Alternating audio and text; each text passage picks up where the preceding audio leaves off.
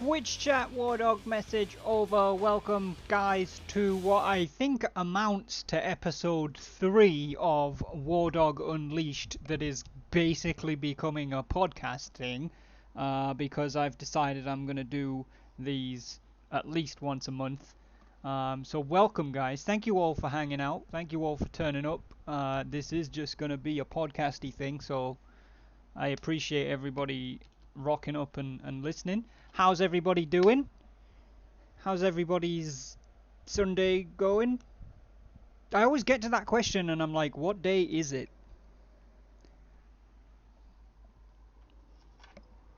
How is everybody's Sunday going? Laxi just got home from work. Why you would choose to inflict myself upon you when you've got home from work, I don't know. Pirox wants food. You should definitely get food. No, there'll be no face cam. Because I do actually have a screen that I want to put up whilst I'm doing this, so I'm going to switch over to that in a second here. Doing flashpoints on Star Wars The Old Republic. Excellent, Imatech. I don't know what flashpoints are, but good luck with those. Keep kicking ass, buddy.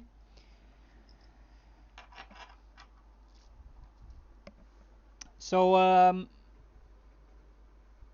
we will be doing a little bit of an Ask Me Anything, like, at the end, if anybody does want to ask any questions and stuff. I didn't include it in the title because I'm an idiot, but it will be there. Star Fox, welcome to the stream. How's your Sunday going? I want to start off by saying I actually have an agenda. Inspiration from Sinister Cold, Mr. Josh himself, when Buford and I went on to his Let's Talk About It podcast and mocked him for not having an agenda. I thought, I can't really take the piss out of Josh if I don't then have an agenda, so I have one. Hooray. First thing on the agenda is the new background for the podcast, and the reason that there won't be a face cam, Sahara, because I don't really want it covering this up. So I'm going to switch to this. I might have to move around. In fact, I'm going to have to disable the chat box, I think, because I don't know where I'm going to put it otherwise. There's not really anywhere to put it otherwise. I mean, I guess I could try putting it somewhere, but it's going to get very messy if I do. I'll experiment with it being up there. I don't know how that's going to work, but we'll try. So yeah, this is my new... Not new, but this is the screen that I wanted to do for the podcast. It is a lot of names, Pirox. So this is in no particular specific order, by which I mean I went through the names in an order, but then I had to move a few of them around because some of the longer ones I had to move onto different lines. So don't look at it like it's some kind of rank system. It really isn't. It also is not including gifted people who are on gifted subscriptions, or individually naming anybody who's raided or followed, because that list would be too long. But I am very grateful to anyone who has viewed the stream, followed the stream, raided the stream, people who host. I'm very grateful for all of that. Star Fox, thank you very much for 5 months in the Wolfpack with the Twitch Prime. I really do appreciate that. I don't think that chat's going to work up there, really, is it? Yeah, I'm just going to get rid of the chat box. There'll be no chat box for the podcast, at least not for this one. I might have to find somewhere else to put it for next time. But yeah, basically this list is anyone who has given any level of money towards the channel. People who've subscribed, with whether it's with Twitch Prime or their own just subscriptions. People who've given bits, people who've gifted subs. Everybody should be on here unless you're on a gifted sub, as in your subscription that you're currently on was gifted to you by somebody else. You're probably not on here, but that really doesn't mean that I'm not incredibly grateful for every single one of you. Thank you very much. But I really wanted to recognize the people who are putting money into the channel, especially with the month that we've just had. Pirox, thank you very much for an incountable amount of single bitties. Fuck. Why is Streamlabs not adding that up for me? That's not nice. The fuck. Um, I don't know why Streamlabs has not added that up for me. 24 bits. Thank you very much, Star Fox. I appreciate that. Pyrox coming in with the 5 gifted subs as well. Pyrox Joe, thank you very much. Orion, who is already on the list because he somehow already got a sub, but I guess he's now got 2 subs. I don't know what the fuck's going on there. Orion, welcome back to the Wolfpack, buddy. Clifford, welcome back to the Wolfpack. Laura, Emily, welcome back to the Wolfpack. Natasha, welcome back to the Wolfpack. And Mr. Torture, Brandon, welcome back to the Wolfpack. Joe, thank you very much for those 5 gifted subs, man. That is incredibly generous. I do appreciate it. What have I got on the agenda? It's a pretty long agenda, guys. I'm not going to lie. It's 840 words, and I'm typing in brief in bullet points. So we'll see how long it takes to get through. Lucia, welcome to the stream. First of all, I want to talk about July. It's been a rough month for the channel. It's been a rough month for me, mentally speaking. Which I think, part of it is those two are kind of tied together, right? But I do want to apologize.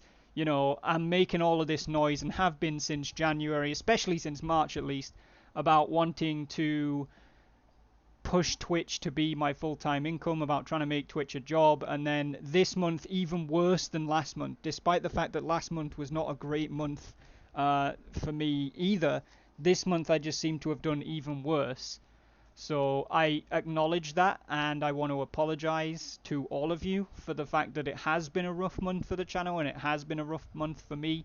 Laxi coming in with 625 bits just to piss off Pyrox and be number 1. I mean, there's better reasons, but there's there's definitely also worse reasons to be putting 625 bitties in the channel. Laxi, thank you very much. Kicking off a level 3 hype train as well.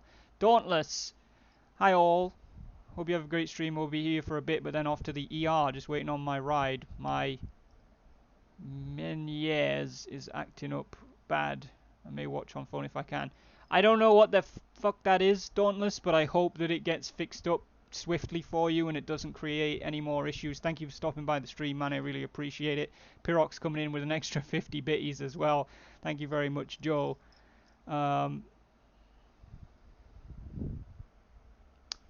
What did Damien... What did they do? Oh, okay. Oh dear. Oh dear. Laxi coming in with 500 biddies, and then Pyrox slamming down another 600 biddies. Okay. So the hype train is up to level 3. Thank you guys very much for that. I appreciate it. Dear me, I know. Nobody's. Oh dear, there's another 75. I was gonna say nobody said the W word, Imatech, but now Laxi's firing shots back again. So I don't know where we're at with this, but thank you guys so much, Pyrox, Laxi. I really appreciate all of those bitties, man.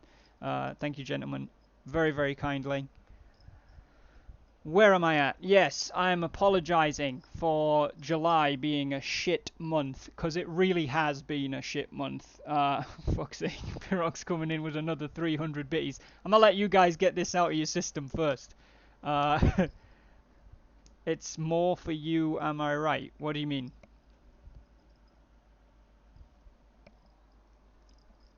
I'm confused, Imatech.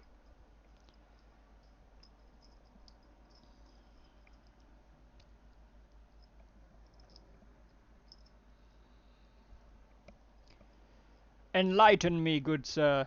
I am confused. I am heckin' confused. No, stop throwing the W word around, goddammit. I kinda do get confused easy, yes, that's true. Whilst Pyrox and David are having a dong measuring contest, you get in the months. I mean, yes, this is true, but I don't, it's a weird thing when people do have bit wars or bit conflicts or whatever you want to say. Oh dear. Laxi coming in with 1,000 bitties. Suck on them biddies, Pyrox. Laxi, thank you very much, man. I really appreciate that. Smashing that hype train up to... what did we get up to? Show me, Hype Train. Where are we at? Level 3 complete. With Laxi's 1,000 biddies. And then Pyrox throws in 1,001 because he will not be outdone. Did you guys just draw for second or something? Asher, welcome to the stream. Laxi throwing in another 500. We are at 95% on a level 4 Hype Train because of these two having a bit war.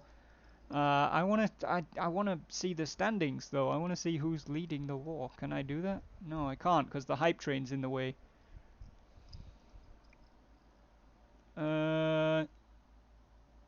I wanna see who's winning. I wanna see who's winning.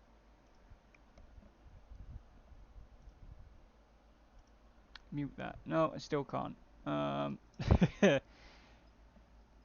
Pyrox coming in with 700 more biddies, smashing the level 4 Hype Train. Zach, welcome to the stream, buddy. 19% up on a level 5 Hype Train. Guys, thank you so much. I really do appreciate it. The Asda voucher gotta be worth at least 5 bitties. How much is an Asda voucher, Damien? It's got to be more than 5 bitties. 5 bitties isn't even like 5 pence. That doesn't make sense.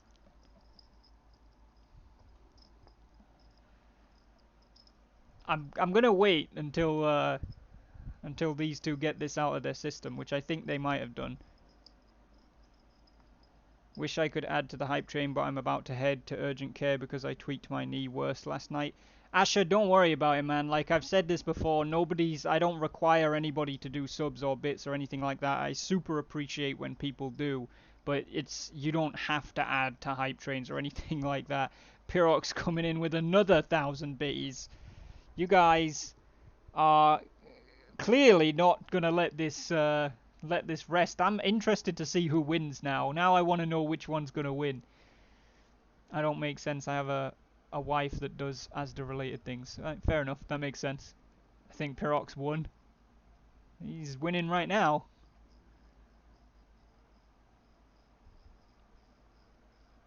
Pyrox and David just need to get their manhood out of their system. As long as their system's the only thing that they're getting it out of, that's fine with me.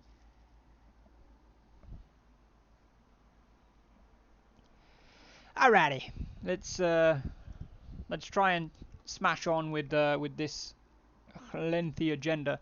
So yeah, again, I do the Bitty Turf War July 2020. I do want to apologise for. Oh, there we go. As soon as I apologise again, there's another 400 Bs from Pyrox. Oh, Joel, thank you very much, man. Thank you so much.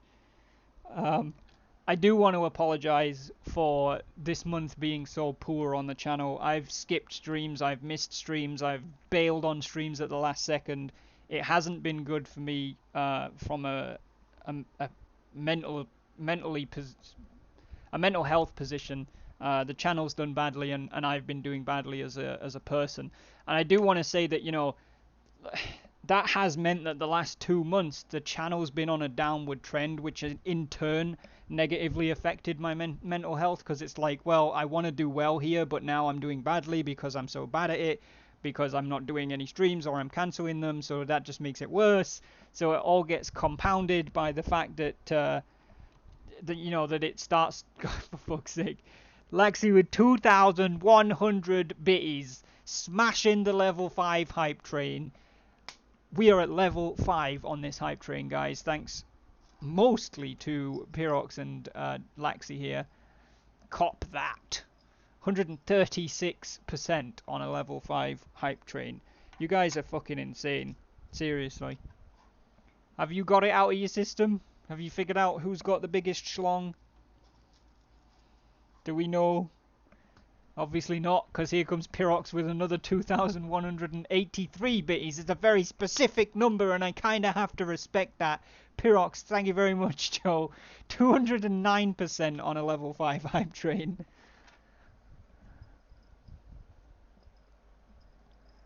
Why that number? What's 2183? Is that a thing? Or did you just smash numbers? don't see, don't drive yourselves into the poorhouse, guys. It's not worth it. But I really do appreciate it. Thank you so much. That is ridiculously generous. 209%, which might be the highest I've ever had a hype train go. I think it is, but I can't remember. I think my highest was somewhere around about the same point in the past. So, guys, thank you so much. I mean, Jesus, that is insane. Um, Thank you so much. I really appreciate it. And I really don't feel like I deserve it either this month, which is kind of like what I'm trying to say. With the channel being in that downward slump for the last 2 months, um, that's, negatively impacting my health or how I feel, my mental well-being, which then means I don't want to do more streams, which means that then the channel does even worse, so then I feel worse. And then on top of all of that, SRP has contributed to my mental health as well. I'm not going to dive back down that rabbit hole because we did that in what I guess amounts to episode 1 of the Wardog Unleashed podcast, the one where we brought Buford in. So I don't want to super get down into SRP causing issues, but SRP has certainly caused issues for me. Asha, thank you very much for stopping by and offering all that support. I hope that the doctors, the hospital, the ER, whatever you call it, I hope that it goes well. Feel better soon, bud. And I'll see you soon, I hope.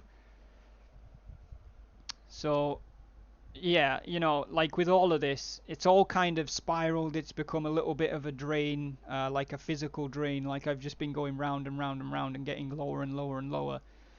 Because SRP makes me feel bad. Then I skip streams because I don't want to do SRP because I feel bad. Then the channel doesn't do as well because I skip streams, so I feel bad, and it's just like, oh my god. So I needed to find a way to reverse that, and I think I've done that now. And again, I don't want to get into SRP's issues because we talked about that in episode 1, if you want to call it that. I do want to say that, SRP's having the staff podcast. That's actually going to be later tonight. Myself and Buford and some others probably from the staff and admin team are going to be doing a podcast specifically about SRP, about how we've been feeling since the last time we talked about things. Buford may well be talking about future version 2 stuff. I'm not sure. Clawson coming in with 1, 2, 3, 4, 5, 6, 7, 8, 9, 10 biddies. Clawson coming in with the 10 biddies. Thank you very much, Clawson. I appreciate that, man. Welcome to the stream. I have to count them manually because Streamlabs has apparently fucking abandoned me and refuses to tell me how many there were. I appreciate that, man. Thank you very much, Clawson. I appreciate it, buddy. So yeah, SRP as a whole has been improving since that podcast, since Buford and I got on my stream and basically put everything out there and said, this is how we feel about everything. A mod will bring you a towel. That's what they're there for. So yeah, SRP's definitely been improving, but there are still issues there. There are still hostility problems. There are still some attitude problems. And it really brings me down and bums me out when I see it, because I'm just at the point after dealing with it for 2.5 months where it's like I don't have any tolerance or any patience left in the tank for it. So whenever it comes up, that's basically my night or my day completely fucked. I'm not interested anymore. So, as I said, things have been improving, but they're certainly not, fixed yet. So whilst those issues continue to remain, SRP might be less prevalent on the channel, because there are just going to be times where I don't really want to do SRP because of issues that have come up and put me off. I do want to say though that I don't want to focus on the negative. We did that very much in episode 1. Buford and I were because we needed to. It was very cathartic, but we needed to be negative. We needed to point out that stuff was happening. But I don't want to do that today. That's not what the focus is. I want to continue entertaining you guys. I don't know why the fuck you come here for entertainment, but if you do, I want to continue to provide it. So I, in the last week, put together a schedule um, for streaming. I mean, I kind of had a schedule before, but I've written it all down. I've finalized it. So I want to kind of go over that. Um, if you're not already in my Discord, exclamation mark Discord will get you an invite because that's where the schedule is. It's in the hashtag schedule channel in the Playhouse section of the Discord, actually.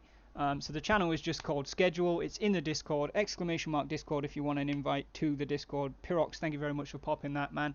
If you're not already there, feel free to follow it and you can see the schedule for yourself. But I'm going to go through it anyway. So on Mondays at 3 p.m. BST, so that's my time. So if you're Eastern, you're 5 hours behind me. If you're Central, you're 6 hours behind me.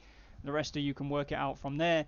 3 p.m. BST, so an afternoon stream, which is rare. I haven't done those for a while, but I'm going to start doing on Mondays at 3 p.m. BST Motorsport Manager, which means we'll be starting that tomorrow. It will be a brand new season with a brand new custom team. I'm going to do something like Wardog Unleashed Racing or something like that. The car colours and the team colours will be related to the colours that I use on the channel. I'm actually really excited about it. I've been playing Motorsport Manager on and off for a while. I really enjoy it. If you like Formula 1, especially the strategies and stuff, and like pit strategies and things like that, it's a great little game to come along and get involved with.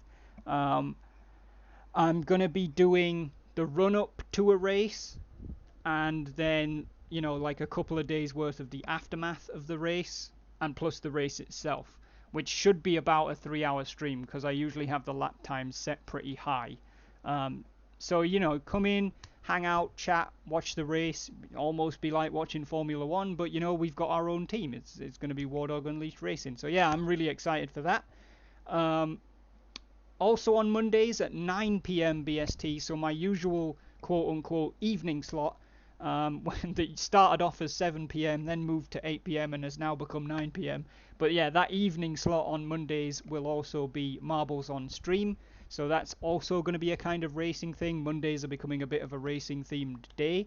We did the first Marbles on Stream last week, where I tested it to make sure I was good with the controls and everything, and the camera angles and stuff. So yeah, I mean, I've got all of that on the go. We'll be doing that again. We're going to be doing a Grand Prix series of races every Monday evening. The current series length is 10 races in each Grand Prix, so we'll just do the 10 races and then we'll finish the stream. If that happens to be too fast, we will look at extending the amount of races in a Grand Prix. But essentially, you know, turn up on a Monday evening. All you've got to do is press exclamation mark play for each of the races, and we'll see who wins. It tots up the total amount of points for those races.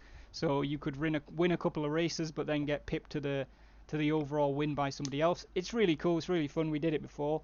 I really enjoyed it. I got Radio General and was looking for someone who has it to do a multi-stream. I don't think I have that, do I? Unless it's one of those that I bought and forgot I own. But yeah, anyway, so that's Mondays. We've got Motorsport Manager on in the afternoon and Marbles on Stream in the evening. Total War 3 Kingdoms still holding its normal place on Wednesday evenings at 9 p.m. BST. Our current campaign is the Dongzhuo campaign, which we're on the 21st day of this week. Last week, the RP between Caledonian Optio, Cluffix, and the Rubbish Gamer Girl was fantastic. It was really cool to see you guys start getting into that and start really RPing with each other. I'm excited that Asher's also picked a sponsor, and I hope to see more from Asher on Wednesday. I'm hopeful that series will only grow to become more and more about roleplay with each other and less about how bad I am at the game, to the point where people, I'm hoping, will almost forget there's a game involved, or they'll basically be playing their own game, which will be really cool. So yeah, I'm hoping that I'm hoping that that will start to grow and grow, and we'll see more and more people turning up on Wednesday evenings for that. Thursday evening Thursday evening snot. Thursday evening slot at 9 p.m. BST is currently marked down as XCOM 2, but that campaign is probably done. So I'm going to be looking for something else to fill that with. Hopefully it will be something that also allows audience participation, because for me, audience participation is crucial for the channel's evening slots. It's essentially what I've built the channel around, is audience participation. And I know there's SRP streams that doesn't really happen, and if I'm streaming War Thunder or something, that doesn't really happen. But like, I want to keep the evening streams as audience participation stuff, so I'll be looking for another game to try and do on Thursdays instead of XCOM. Pyrox, I highly doubt that Total War 3 Kingdoms is going to move off of Wednesdays. It's been in Wednesday. It's Total War Wednesday. Like, it's the first kind of scheduled thing I had on the channel was Total War Wednesday, and it is going to stay there, because it's always been there, and I always want Total War 3 Kingdoms to be a feature of the channel because I love it so much, that's probably never going to go away. Ultimate General Civil War on Sundays at 9 p.m. BST, so Sunday evening streams. We will be playing with a sponsor or a regiment kind of thing, so you can decide what kind of regiment you want, whether you want infantry, cavalry, skirmishers, artillery. We're playing a Union campaign. We already played the first mission badly. I had to play it twice, but that means we're now into the bit where the sponsored regiments can start getting involved and start shining through. So I'm really looking forward to that as well. Obviously, that's not happening today, but it will be happening again next Sunday. My night streams, which is at 3 a.m. BST, that's the ones where I usually do SRP. I need to preface this by saying that I'm going to refer to this as Wednesdays, Thursdays, Fridays, and Saturdays. But I mean, it technically speaking, if you're in the UK, it will be 3 a.m. Thursday, Friday, Saturday, Sunday. But it's coming out of Wednesday, right? Like, I haven't been to bed yet. You probably haven't been to bed yet if you're up at 3 a.m. So it's still Wednesday night, even though it's past midnight, right? So night streams, 3 a.m. BST, Wednesdays, Thursdays, Fridays, and Saturdays. I'm only doing that 4 nights a week now, in part because I'm in a place where SRP doesn't make me happy particularly much all the time. It does, and it still has its moments, but I can't do it every night of the week anymore. When I was doing that, I was enjoying it, I was loving it, I was addicted to it, and it's just reached a point where that's eroded for me. It isn't there. I need the break 3 nights a week. Plus Tuesdays I sometimes have to get up early as well. So Wednesdays, Thursdays, Fridays and Saturdays, 3 a.m. BST, which is like 10 p.m. EST. It will be SRP if I'm in the mood for it. If I'm not in the mood, I am going to try and stick to at least streaming something. It will either be War Thunder or rounding up old campaigns like the XCOM 2 one or the old Total War Warhammer Aranessa Salt Spike playthrough, or even just experimenting with random games. It won't necessarily be audience participation because there's no guarantee that, I'm going to play it again anytime soon, so it will just be kind of like a filler game, but I think we've had plenty of fun playing things like War Thunder anyway. Could potentially be Wreckfest as well. Reese, welcome to the stream. How you doing? When is Roblox night? I don't know anything about Roblox, so probably not. Special streams. These will always replace the 9 p.m. evening stream slot. Obviously, the Unleashed podcast is the last Sunday of every month. Welcome to the first actually scheduled one, which is today. Today is the last Sunday of July, so I'm doing episode 3 of the Unleashed podcast. The other thing that I'm going to be doing as well will be on the first Monday evening of every month. Will be community game night for the Wolfpack and the Doghouse. The next one will be August 3rd. So it's actually not Monday tomorrow, it's next Monday. current game ideas for that is PlanetSide 2, which is a free-to-play massive war first-person shooter. It's very fun. Holdfast Nations at War, which is not free-to-play, but it's essentially Napoleonic-era fuckery. You can get like bagpipes, drums, fifes, flags. There's all kinds of like classes that don't really do a lot of fighting, but they buff the other troops. Plus, just standing in the line wearing red coats and shouting stuff at each other. Like it's just fun. And Ryan, Mike, Rill, and I had a lot of fun on it before. It didn't seem to do too well on the stream itself, but we had a shitload of fun. So I'm hoping to bring more of the Doghouse and more of the Wolfpack into that at some point as well. Cam, thank you very much for the 10 biddies. I appreciate that, man. Welcome to the stream, guys. Say hello to Cam or Stupid Flanders. You need to schedule so you time in there too, like relaxing music and a good book. That's why I have Tuesdays completely off, like say. And Mondays and Sundays I don't do any nighttime streams. So there's a little bit of me time. And I don't do stuff on Friday or Saturday evenings either. So yeah, so it's either PlanetSide 2 for the community game night, Holdfast Nations at War, or I'm also looking at Hearts of Iron 4, which is a World War II grand strategy game. I'm not looking for a competitive Hearts of Iron 4 community game where everybody gets pissed off at each other because they don't like what somebody did. The focus for all of the community games will be the community working together and having fun. So with PlanetSide 2, we'll be trying to form squads and have everybody in the Doghouse and the Wolfpack working on one objective rather than just all being across the map and claiming we're playing together.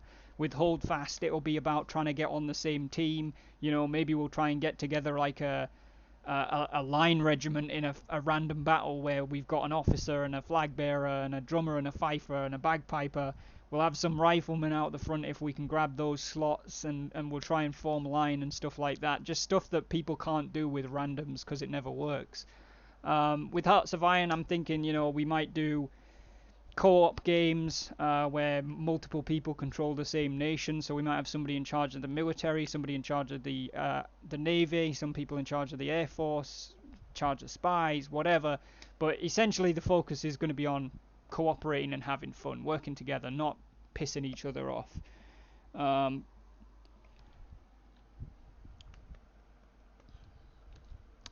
So yeah, that's going to be first Monday of every month in the evening slot, which is the 9 p.m. BST slot, and the first one of that will be August 3rd. I highly recommend, just because I don't know how many people will be turning up and interested. If you don't already have PlanetSide 2, it is free. So just, if your computer can run it, download PlanetSide 2 within the next week, and you can come and join us, because it'll probably be PlanetSide 2 next week. What I'll do is I'll build up a bit more of a few people doing it with us on PlanetSide, and then I might move over to things like Holdfast or Hearts of Iron. But if 2 people are only going to turn up, there's not much point doing Hearts of Iron, and there's very little point doing Holdfast either, because I'm not going to be streaming it, I don't think, because people didn't seem to enjoy Holdfast when we streamed that the other night. So yeah, if you don't have PlanetSide 2 but you can run it, download it, because we'll probably be playing that on the 3rd of August. I'm hoping that having a schedule will help me to improve my reliability as a streamer.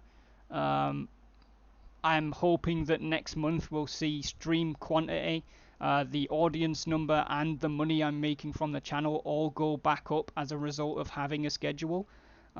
That's really what I'm looking at. It's what I'm trying to achieve with the schedule. Yes, PlanetSide 2 is on Steam, Sarah, and World of Warships, Laxe.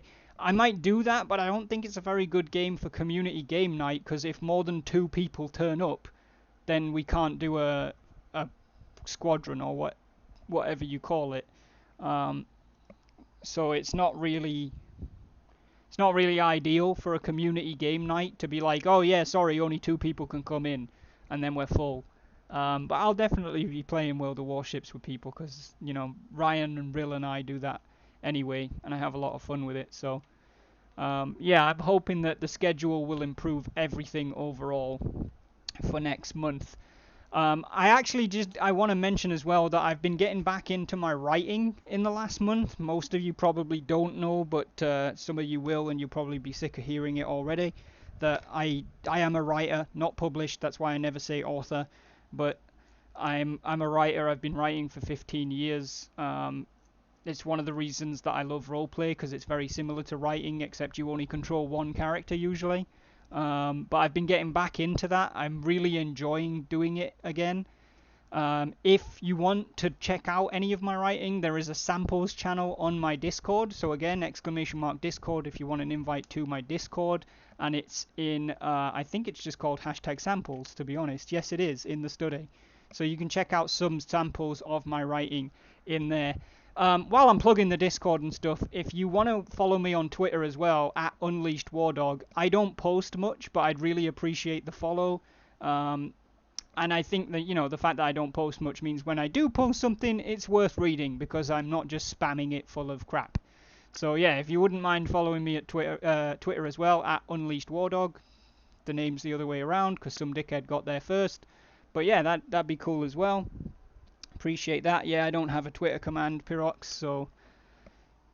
I do want to say while I'm on the topic of writing, though, I want to plug somebody else, because, again, I'm all about trying to, spread the love and get other people to benefit from me. As much as I don't feel like there's a huge benefit to be had, I want to share that benefit.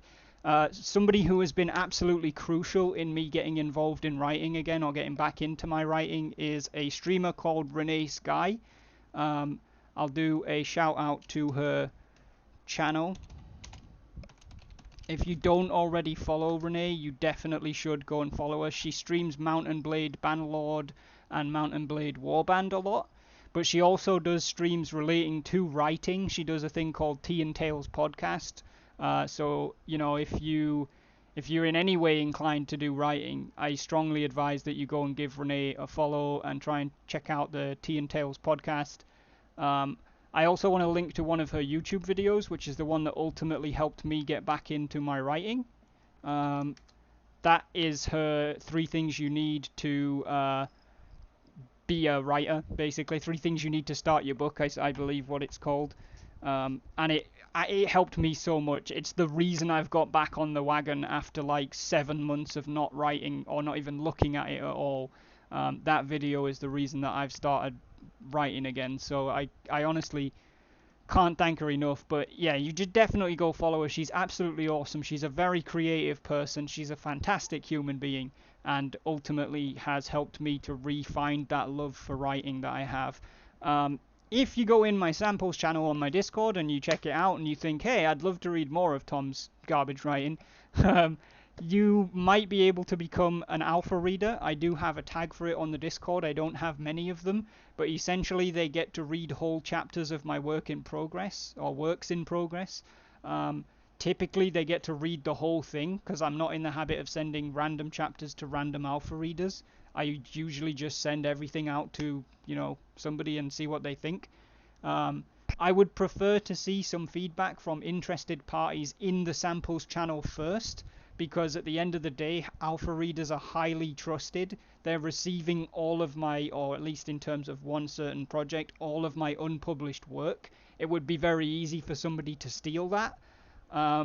So it is a highly trusted position. So if you're sitting there, maybe if you're lurking, you're thinking, oh, I'd like to be an alpha reader and get my hands on some writing just to have a read of it, like, chances are if you just come out of the blue and say, hey, can I be an alpha reader, I'm going to say no. And please don't take offense, because it's not about anything other than this is something that I've been pouring my heart into for 15 years, which is it's like 14 longer than I've been doing Twitch for.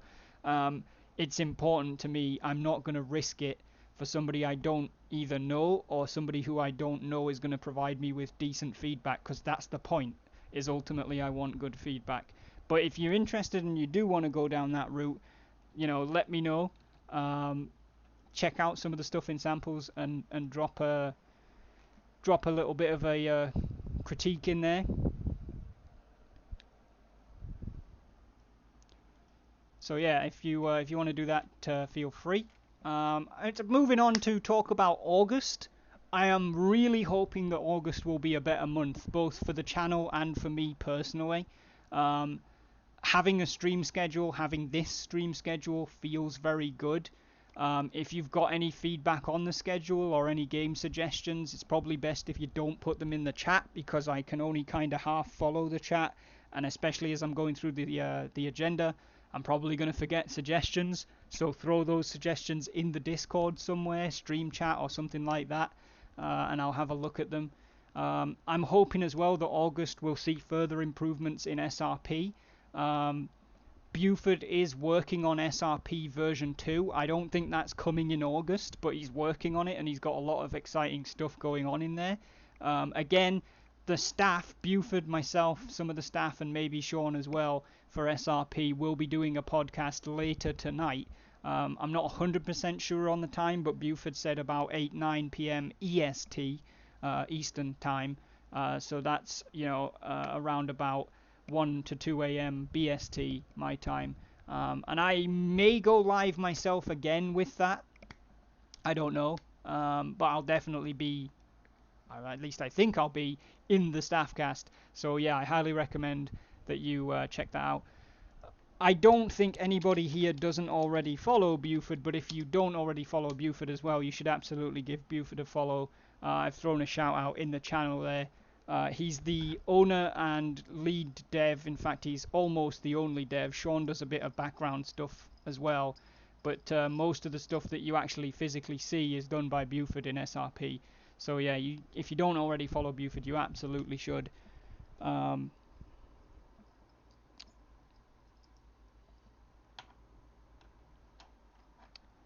Yeah, you were kind of the original alpha readers, Damien, to a degree.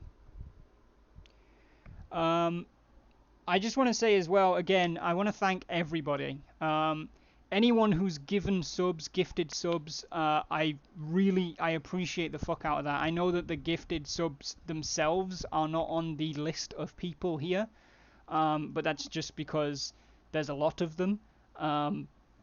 I need to stress that 76% of my subscribers are people who have received a gifted sub, which means chances are they're all going to disappear at the end of the month. 113 out of my 148 subscribers are gifted subs. So yeah, like 24% of the people that I have as subscribers either use Twitch Prime or they're a recurring sub or whatever. But those of you who give gifted subs, 76% of my subscribers come from you guys, and I really, really, really appreciate that. Thank you guys so much. It's insane. I mean, having 148 subscribers is that's not a small thing. Like, it's massive. But without those people who are giving gifted subs, I'd have 76% less. I mean, I'm trying to do the math in my head right now because I'm an idiot and didn't do this bit, but 113 out of 148 is what, 5 to, 35. I'd have 35 subscribers without gifted subs, which is still fucking awesome, right? But it's definitely not going the direction, that I want to be going. So 113 gifted subs in the last month is fucking incredible. Thank you to the guys and the girls who are giving gift subs. I really appreciate it. Bits givers. This stat's probably going to be thrown completely out of the window now thanks to Laxi and Pyrox, but 23% of all the month's money that I've received so far came from people giving bits. So anybody who thinks, when you look at a Twitch channel, oh, I can't afford to gift 10 gift subs or 20 gift subs like some of these lunatics are doing, all I've got is a couple of bits. Bits add up really fast. 23% of my money from this month, and I would now imagine that a lot more than that, probably 25+% of the money that I've made this month has come from bits. So it's not insignificant, it does add up, and I really appreciate everybody who's given any bits, whether it's fucking 1 or 100, it doesn't matter. They all add up together to make that 23+%. So it really, really, really does make a massive difference, and I thank you guys so much for giving those bits, because you could give them to a myriad of better channels than mine, but you chose to give them here, and that is special. Speaking of special, I want to say thank you to my recurring subscribers as well, the amazing Wolfpack. You guys are the very foundation of what I'm hoping to achieve with this channel. Without you guys, I'm nothing. This channel is nothing, right? Like I said, 76% of my subscribers are gifted subs, which is great. And like I said, the people that are giving gifted subs, thank you guys so fucking much because you are pushing the channel down the tracks. However, without the wolf pack, without those recurring subscribers that have got, that are renewing every single month, there'd be nothing. Like, gifted subs would disappear at the end of the month, and then I'd be left with no subscribers. The core of what makes this channel what it is the recurring subscribers, the wolf pack. So thank you very much. If you are, or if you ever have had a recurring subscription to the channel, I really do appreciate it. Thank you so much. I want to say thank you to anyone who's followed as well. Like, a lot of people probably think, oh yeah, all I can do is follow. Well, that's not insignificant either. We're on our way to 600 followers now, and we had less than 400 at the start of May. That's insane. Like, less than 400 at the start of May. We hit 400 on May 25th. It's 2 months later, and we're past 500 and moving towards 600, which is incredible. So anybody who's ever followed, if you happen to find or see this VOD, or if you're lurking, thank you very much. It feels like a small thing, but it really, really isn't. Thank you so much. Viewers and lurkers as well. While we're talking about, like, people who probably feel like they're not doing very much, you're doing massive amounts. Even if you, I mean, I don't know why you would do this if you weren't already a follower, but even if you don't already follow, but you view, you watch the streams, or you lurk, you don't even have to talk in chat. If you're just lurking, you guys are the reason the channel usually gets seen. Without you, all of the other growth is impossible. Because if there's no one watching and no one new comes in, there's no followers, they don't turn into any recurring subscribers, they don't give any bits because they're not here, and they never give any gift subs because they're not here. So if you're a viewer or a lurker, you guys, if the recurring subscribers are the foundation of the channel, then viewers and lurkers, you guys are the fucking concrete. Like, you guys are literally the earth that the foundation is built on, because without you, there's nothing. Doesn't matter what anybody else does. So thank you so much. If you've ever even just lurked in the stream, I really appreciate it. And as well, I want to shout out to any raiders, whether they've been leading the raid or just coming with, and my fellow streamers. Raids are a crucial part of all of us growing together. Cross-fertilizing audiences is the easiest way to introduce them to new streamers, at least in my opinion. That's complete opinion, but I think it's true. I've had lots of growth from raids and shout-outs from other channels. And I always try to raid at the end of one of my streams to spread the love, because I think it is important.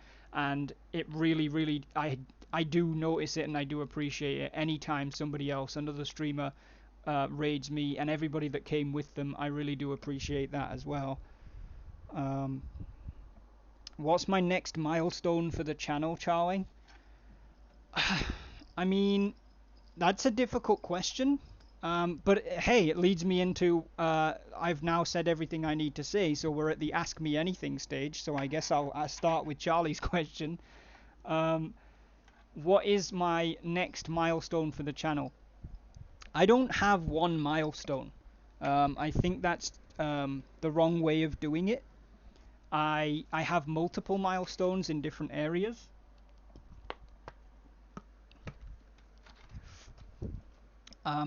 Partner is not necessarily my next milestone. I think there are milestones to achieve on the route to becoming a partner. That's definitely not my next one. Obviously, 550 followers is a pretty big deal. So 550 and 600 followers are kind of my next two milestones in that regard. I'd love to break an average of 25 viewers. I'm kind of plateaued between 15 and 20 usually. So I'd love to break 25 concurrent regular viewers in the channel. That's probably a milestone there. And then what I'm hoping to, which is not really, it's not really a milestone, it's just more of a target.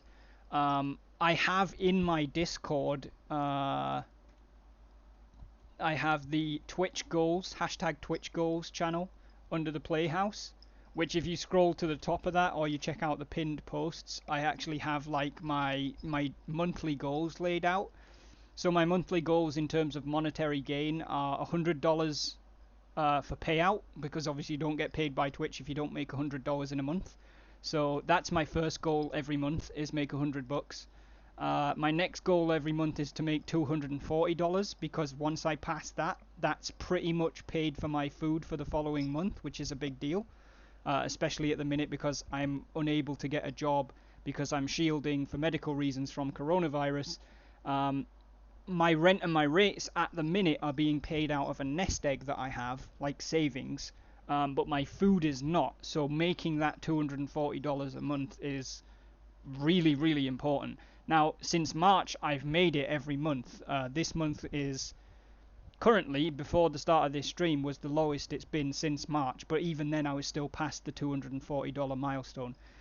The next milestone monetarily that I would like to hit consistently is my rent and rates milestone, which is $760, which is a big jump from 240. I know that, and I've been close. April and May, I got 600 plus, which was almost there.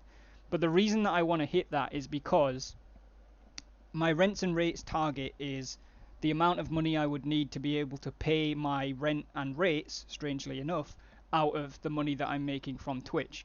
Now, it's minus my food money. So if I hit my rent and rates, I'm not paying for my own food with Twitch money. I'm paying for my food with my nest egg money. But Twitch is paying for my rent and rates. And my nest egg money is more, because obviously my rent and rates is more than my monthly food costs. So basically, if I could hit $760 a month regularly and reliably, that would mean I could stop withdrawing from my savings for my nest egg.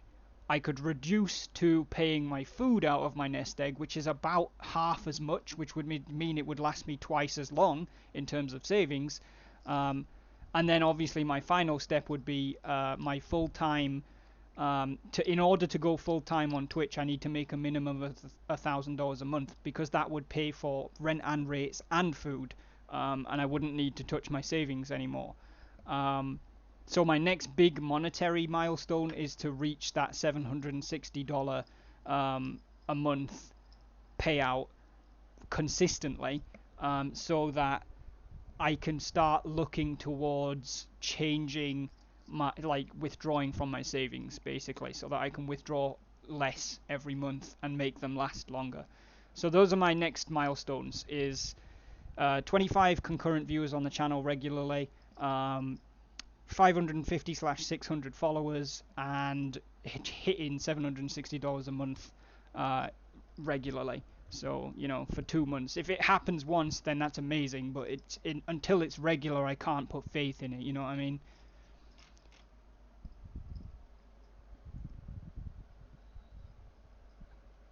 Twitch will check all of your social media VODs, etc., and if they don't think you are profitable, you aren't accepted. Yeah, which is fair. I mean, I get it. Does being in your closet watching you through the keyhole consider lurking? Yeah, sure, why not? Dead by Daylight community games when? Probably not, because it's too small. It's the same as World of Warships. Once you are... It would be me plus 3 others if we were doing Survivor, and even if we invited a killer from the community, that's just me and 4 others. So I really want to be able to take more people into a community game than 4. So Dead by Daylight's probably in the same boat as World of Warships. It's probably not going to happen.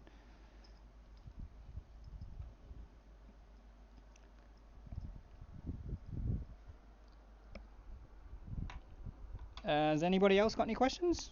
Because we're now into the Ask Me Anything portion, as I said.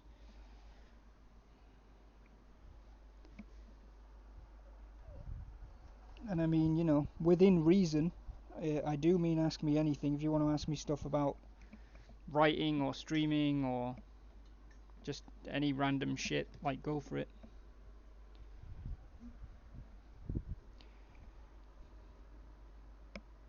Downloading PlanetSide 2, Sahara. Excellent.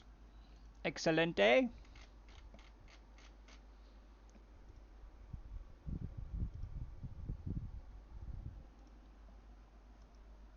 New webcam fund, Reese. Um, Again, that is a webcam. Uh, that is a webcam, moron. That is a milestone that I want to hit. But the way that I'm looking at it, and this might be the wrong way of looking at it, I don't know. But the way I'm looking at it is until Twitch is a viable source of income. Like, I don't have a job right now. I'm shielding, so I can't get a job right now. Like, my rent is coming out of my savings, but that's dwindling. I've got like 2 years left, if not slightly less, like a year and a half left of my savings. And Twitch is currently paying my food bills. It would be naive, I think, to get a webcam at this point. And it would be a naive to invest in any kind of um, that's why I'm very careful about, paying for Twitch emotes or subscriber badges. Like, I made those decisions because it was like, I think that's something that I need to continue to make the channel successful. It's something that the Wolfpack and the Doghouse needs. They deserve it, so that's why I invested money in it. And I'm very grateful for Annika for the work that she did. But I don't think a webcam is at that point. Um, I don't. I just can't justify spending money on a webcam right now, so that's not going to happen.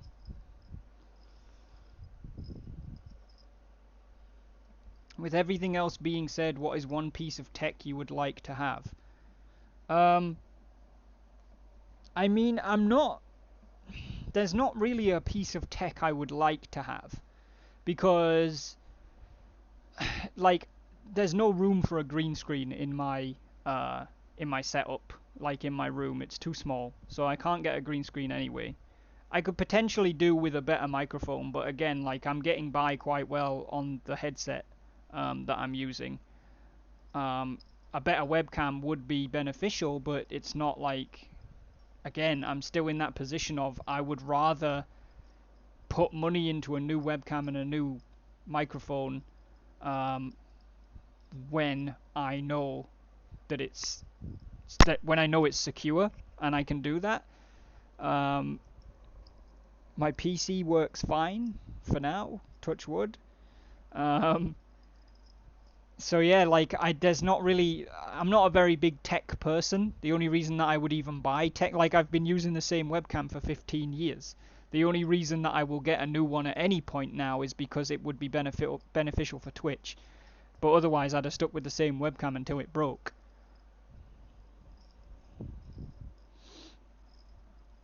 Yeah, I've thought about doing that to Reese as well, and that may end up being what happens, but I also don't know if I'd be allowed to install like a bar to hang it off because we rent this house. It's not my house, so I don't know if I'd be allowed to do that, or even where or how I would do that. But again, even if I'm permitted to do it, you're talking about money to get the bar, to fit the bar, tools, probably work time because I'm terrible. So I'd probably need to pay at least a buddy to do it. Um, and then, you got to get the green screen and trial it and all of that. So I'm just not at a position where I'm looking to do any of that stuff yet. Like, I'm trying to diversify the channel. I'm trying to bring the channel forward. That's why I'm doing the podcasts now. Um, Trying to keep what we play on the channel fresh. Trying to keep people engaged, and hoping that with time that the channel will grow to a point where the channel will fund itself. Which again, it might be kind of naive, but at the minute it technically is funding itself. So like I'm quite happy with where it's at right now. I don't think I need any more equipment. I think going ham on the equipment would be a mistake right now.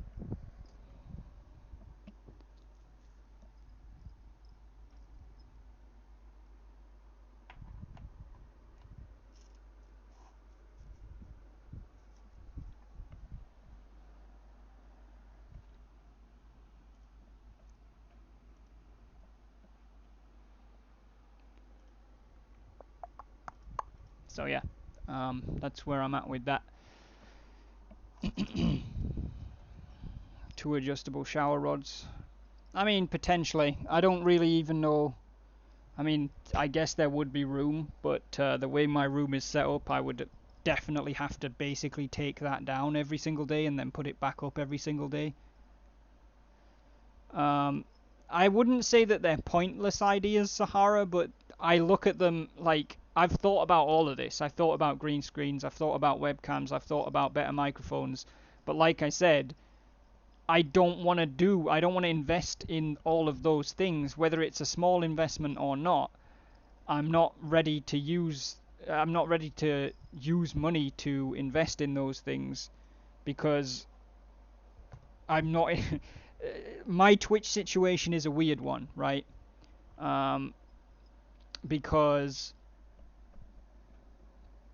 I took the chance while I could to say I'm currently unemployed, I'm paying rent off of savings. I actually expected my food would last me a lot longer than my money would last me longer than it did for food, because I think by now I'd have been fucking bankrupt if not for Twitch. Which is another thing that's very significant to me, is I'm fairly sure that I would have run out of money by now if not for Twitch. So I'm not in a position where I want to start spending money on things and being like, oh, I need a better webcam, I need a green screen, I need a better microphone. Why? I've got working webcam, I've got a working headset microphone, and I don't need a green screen. Like, that's money I don't need to spend when ultimately I'm trying to save and build up to the point where, Twitch is self-funding. So again, like, I'll get a webcam and I'll get a green screen set up and I'll get a better microphone, but I'm only going to do that when Twitch itself is paying for them. And when I say paying for them, I mean in the fact that my money and my rent is already paid for and I have surplus money, which is a long way off. Like, I'm not naive enough to think that that's going to be anytime soon. Knight, thank you very much for the 18 months in the wolf pack, man. That's 2 Twitch babies that we've had at this point. Matty came in last night with his 9 months, his first Twitch baby with me. You are at 2 Twitch babies, sir.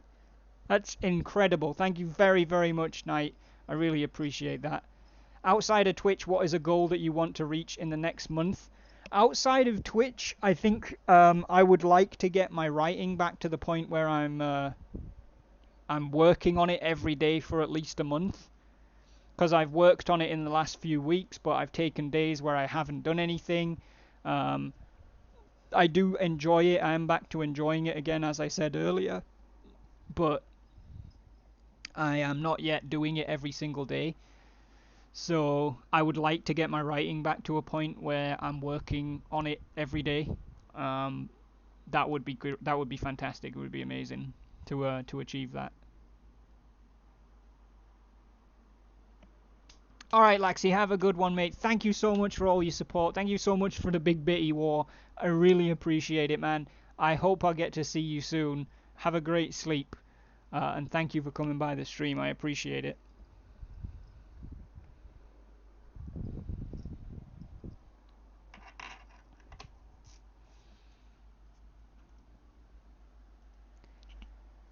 I'm trying to. When you guys run out of questions, I'm gonna have to find somebody to raid. So I'm trying to figure out who that's gonna be. Keeping my eye on the list. But if you've got more questions, feel free. Keep throwing them in.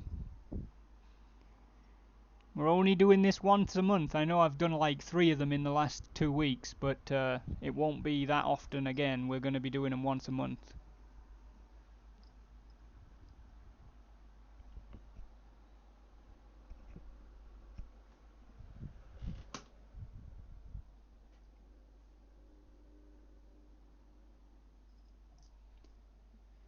What's your favourite thing about streaming?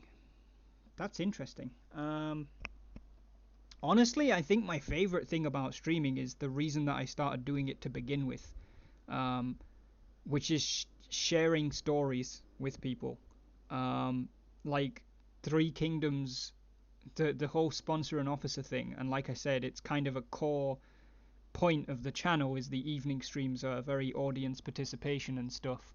Um, and I feel like the ability to play games like Total War Three Kingdoms, which at best is a two-player game in terms of the campaign, we're playing it with upwards of half a dozen or a dozen people who are all controlling characters in it, and they're all making their own decisions and telling stories together, and they're enjoying it and having fun and making memories playing a game that otherwise they wouldn't all be able to play together in that way. So I think for me that is my favorite thing about streaming is the joint storytelling and the sense of community that it's built and is building every single day. Um, it's I don't think it's going to get replaced, but it's rapidly getting caught up by the ability to send the wolf pack out to make other people reach affiliate, um, which we've now done twice as far as I'm aware. But just being able to take like a crowd of people, 15, 20 people, or on a raid, or post in a Discord and have 6, 12 people go and follow somebody just because it's like, hey, let's get this person to affiliate, let's help make their dreams too.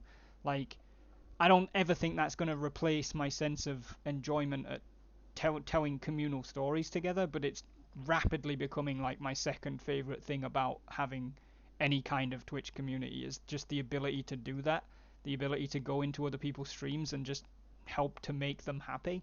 It's crazy.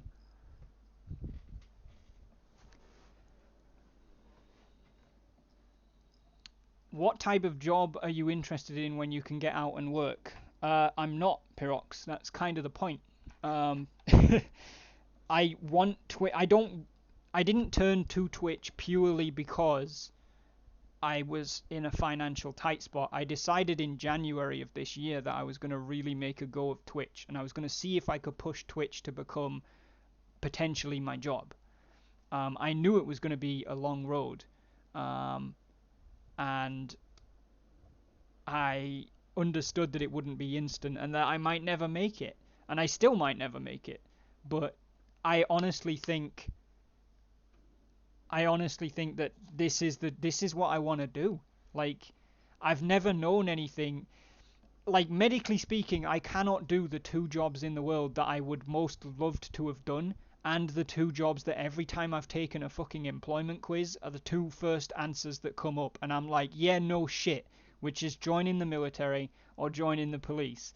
Like, the way that my answers and my personality comes out every time I've taken an employment quiz or whatever you want to call it, like a test to tell you what job you're supposed to do, those are the first two answers that come out. And all it's ever done is frustrate me and make me miserable because it's like, I cannot do them though. Like, this has been my issue my entire life. I know I want to do those jobs, but I can't. And taking a fucking quiz that just reinforces that just makes me feel worse about it. So when I'm looking at like, what do I want to do? It's like, well, I can't do those. I can't do what I want to do. This is the first time I think that I've ever had a job where I felt I can't even drive, Ryan. That's crazy. I don't have a license. This is the first time I've ever felt like this is what I want to do. I love it. I enjoy it. I get reward from it. I feel something good from it. Like, this is what I want to do, and that's one of the reasons why I like the whole negative spiral for the last 2 months, and especially this last month. That's one of the reasons why it's so dangerous for me, because I want to do this so badly that when it starts to go bad, it's probably affecting me more than it should. Um, I applied to do that once, Pyrox, and I was denied, which is fine. But I also had a friend who did that for 6 years, and she went into it with the same level of excitement that I did, or that I had. And by the end of it, she was basically a broken person. She said, I hate it. I don't want to fucking be here anymore. I hate the job. It's not rewarding. And honestly, that changed my opinion of doing dispatch very, very rapidly. I was like, wow, I don't think if she doesn't want to do that anymore, I don't think I want to do it. Um,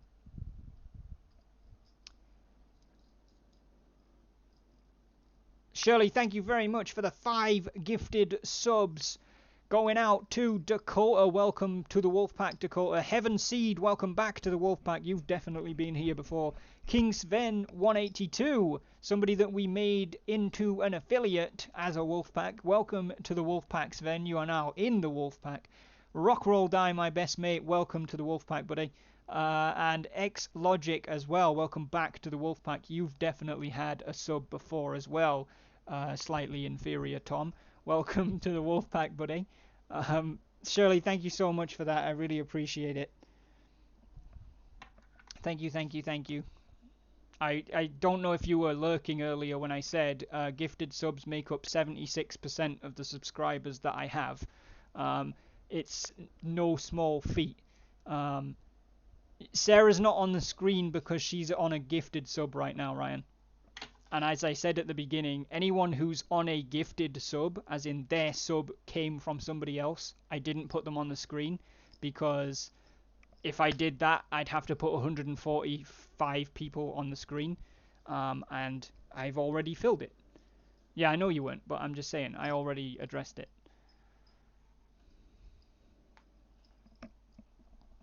Yeah, surely. Yeah, gifted subs are 76% of all of my subscribers, so thank you so much for adding another 5 to that. That is fucking awesome. I really appreciate it. Thank you.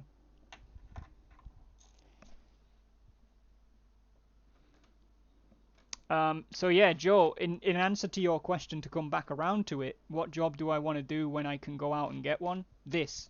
I don't want to go out and get one. I want to do this. And my mind is set on doing this. The only way that I'm not going to do this is if I get to the point where it's like my savings are not going to protect me if I don't go get a job now. So, Ryan, you know how I feel about exceptions. The minute you make one, you might as well not have a fucking rule to begin with.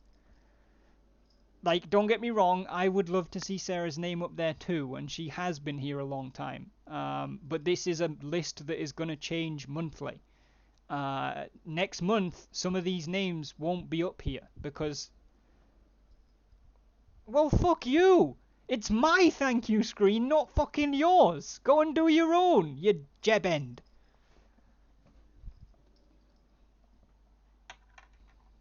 Remove his sword. He doesn't know what he's doing with it anyway.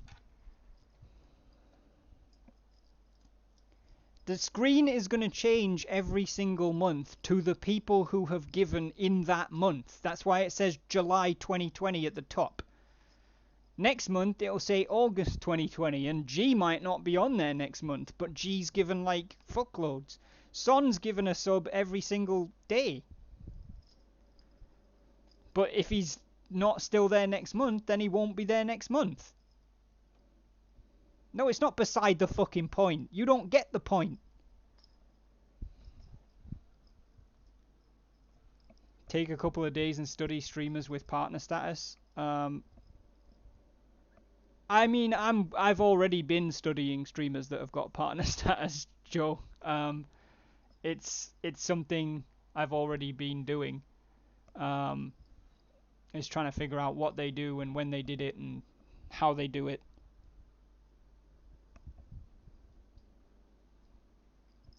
So yeah, I'm I'm already doing it, and I'm hoping that at some point I might even be able to sit down and talk to Renee because she's a partner. She did a video recently about how like her journey to becoming a partner. It's cool, Joe. It's not about trying to find solutions in the day. Spicy, welcome to the stream. Lissa, welcome to the stream as well. I know you came in a while back, but I missed it. Joel, welcome to the stream too. 243 Joe R, welcome. Welcome, welcome, guys. We're almost finished. We're just kind of at the Ask Me Anything stage. Wasn't it Spicy's birthday yesterday? Or was it today? I don't know what fucking day it is. Yeah, exactly, Ryan. I do too. Because you sit there and make me have to say something, and then I'm like, I wonder if somebody popped into the channel right as I was flinging abuse at Ryan, didn't understand what the context was, and decided, fuck it, I'm not going to be in that guy's channel, he's a cunt.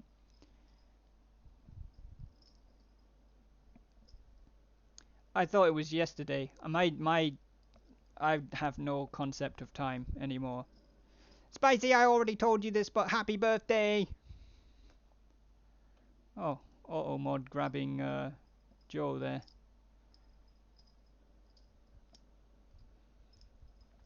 Guys, let's get some Wardog 4 howls on the go for Spicy's birthday.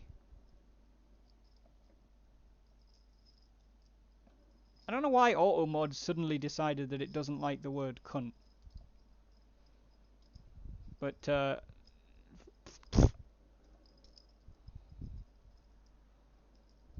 let's get those howls on the go for Spicy. Happy birthday, Mr. Spicy.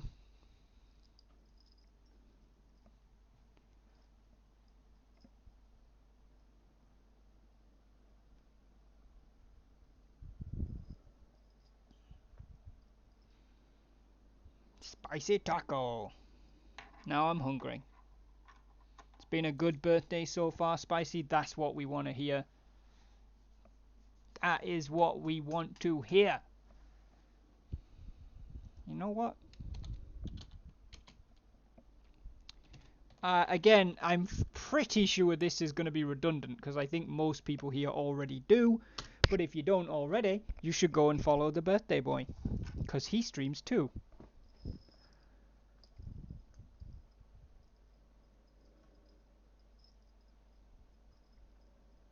How's retirement since you're 65 now?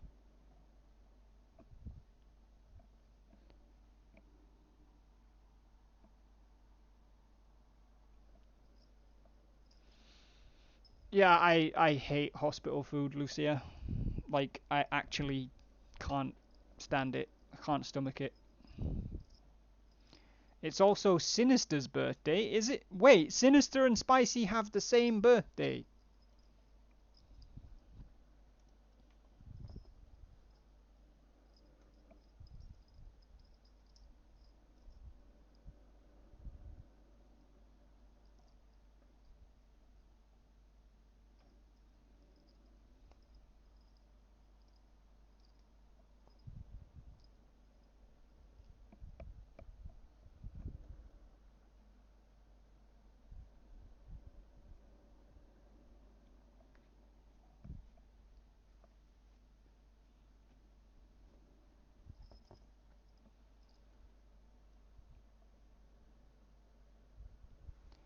Well, in that case, I mean, Sinister's not in here, but if it is his birthday,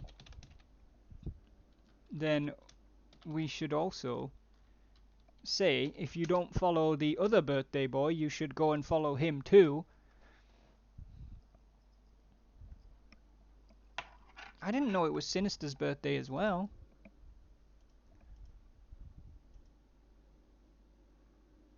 I thought everybody in Sinister's Discord was talking about Spicy's birthday.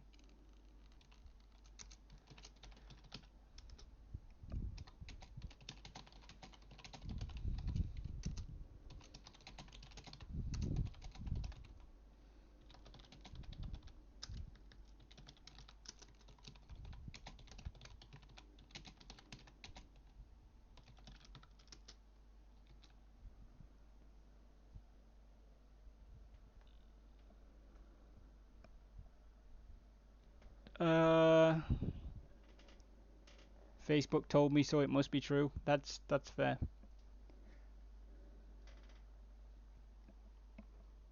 Yeah, I'm 100% at least 52 years old. Snapchat confirms. Well, fuck if Snapchat's confirmed it.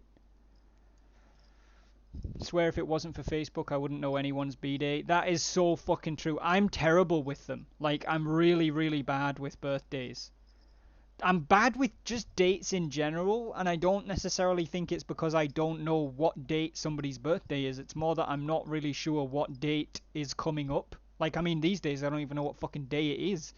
So, like, my mom sent me a text earlier that was like, hey, don't forget to send little man, my nephew, a birthday card for his birthday on the 29th. She means the 29th of August. I'm not within 3 days of it. But I was like, oh, okay. But, like, if she'd have not said that, I honestly would probably have got to the 29th of August and been like, fuck, it's little man's birthday. I didn't know that.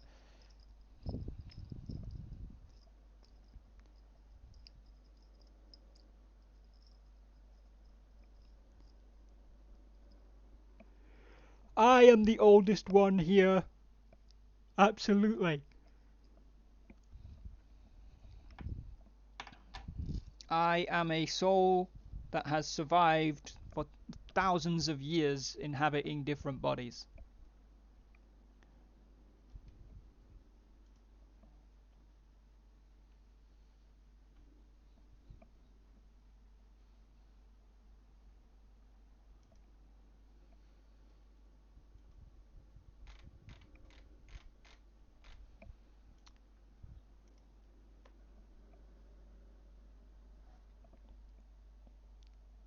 Joe sitting in here being fucking 19.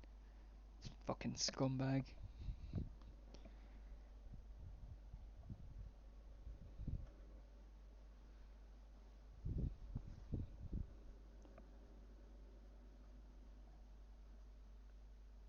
Had a moment when Tom said little man and I was thinking where I was that I missed that Tom had a kid. No, I don't have a kid at all.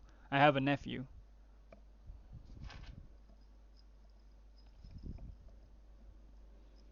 Good, I definitely don't have a kid.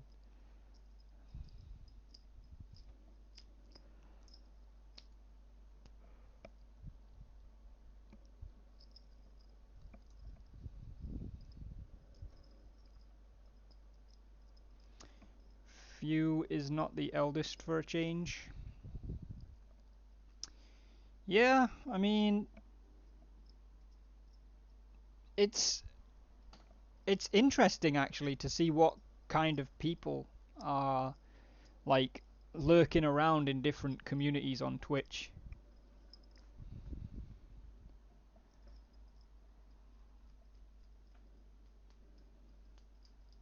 If I had a baby on the way, I'd only need one list, and that is what is the fastest way to get to the other side of the planet.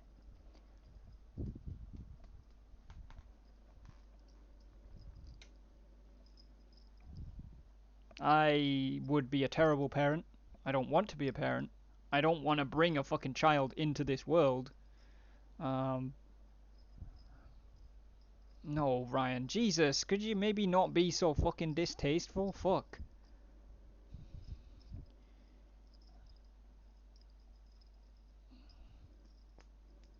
I deal with you, Joe. You're practically a child. It's flinging abuse around.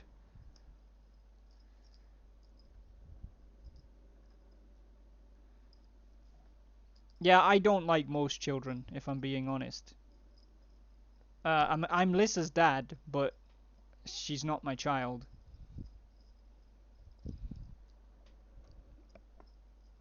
I mean, you know,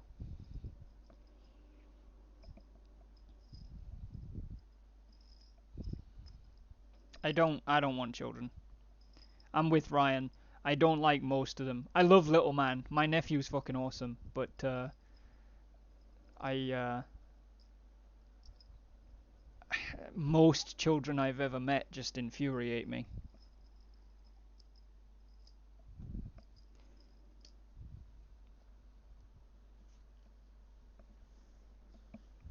I mean, that's true, Shirley, but if I'm anybody's father figure, fucking something's gone dreadfully wrong in their life.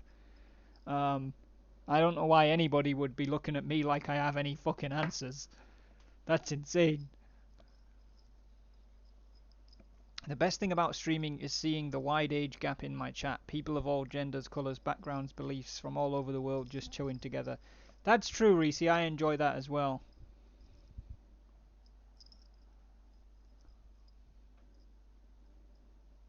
I don't give my Sims the child hater trait, actually. Um, that's I'm yeah, I'm a weird Sims player. I actually like. I mean, this probably isn't that much of a shock, but I basically try and roleplay out their lives and let them all have their own desires and shit. Leads to some interesting stuff.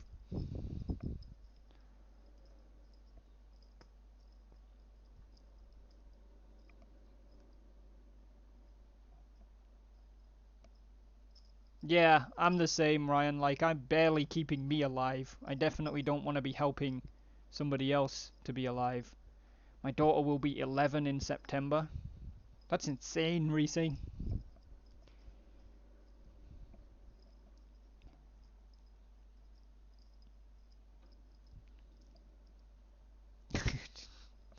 Specifically when he does his Boston accent. Yeah.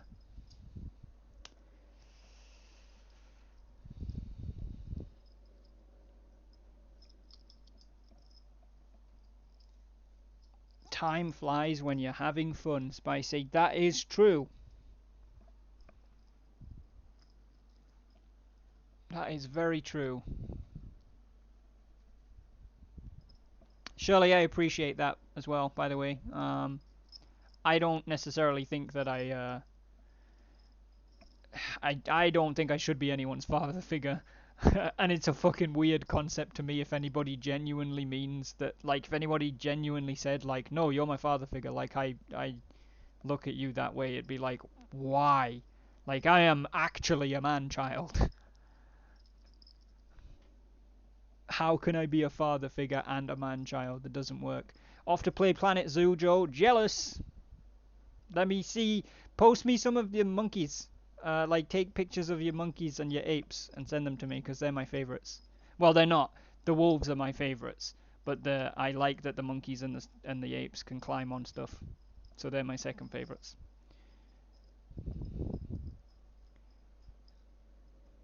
My twins will be 16 months in August.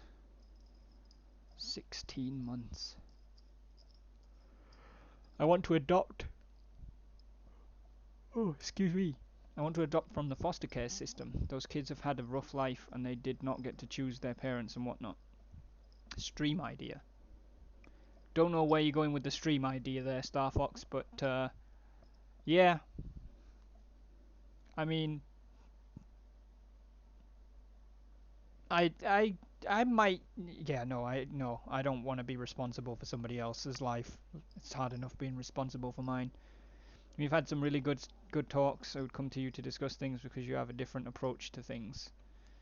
Uh, yeah, I mean, I do. I credit a lot of where I'm at because of my dad. Um, my dad has had many a conversation with me about life and getting through it and figuring stuff out. And I don't necessarily think that he's always.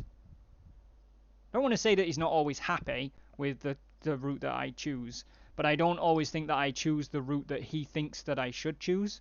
But he's always respected that I am choosing the route that I want to take.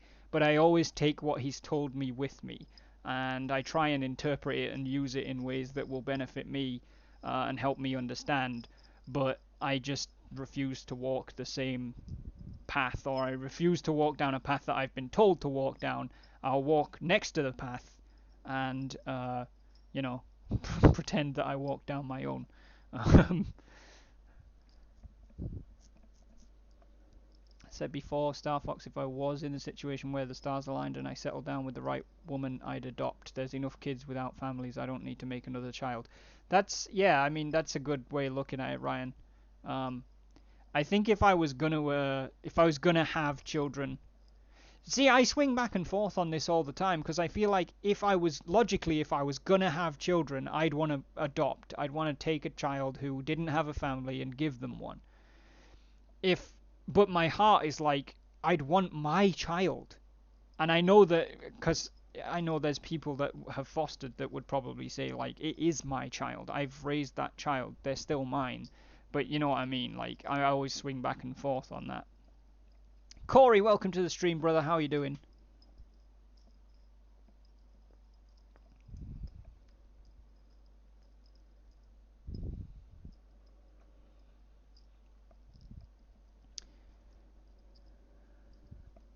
My path is made of stepping stones. Yes, and half of them move.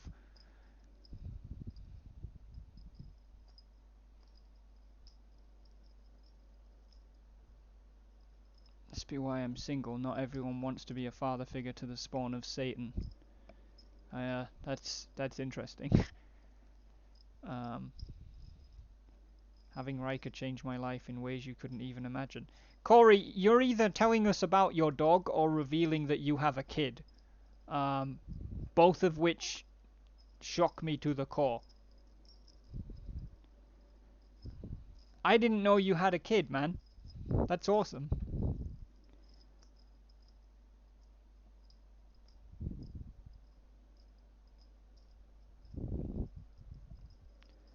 Have a lot of respect for my stepdad. He's never tried to be my father, but has always made sure to provide for me. Yeah, exactly.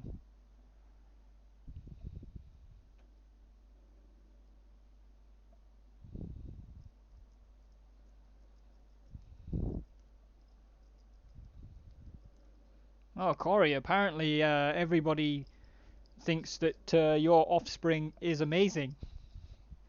I didn't even know you had a son. Now I feel like I'm not important, Corey. I'm not in the loop.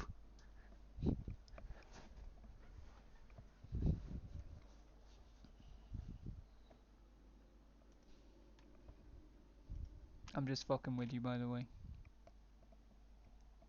Just in case anybody thinks that I'm not.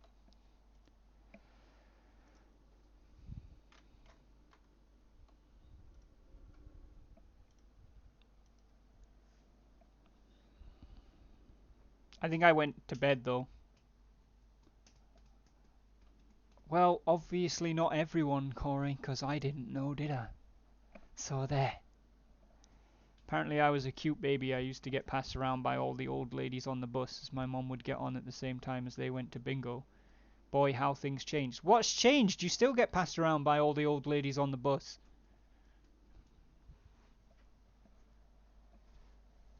Hi, I'm Spicy, and I'm barely if at all in the loop. Spicy, we can be in a different loop. Kids will turn your life around. A cousin of mine had a baby with his wife back when he was out causing trouble, and that little bundle of joy set him to the right path.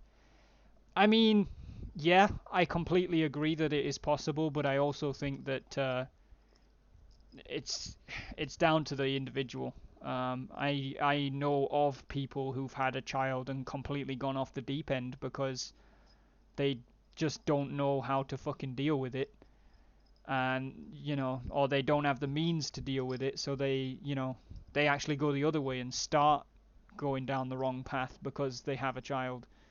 Um, I just think it depends on the individual.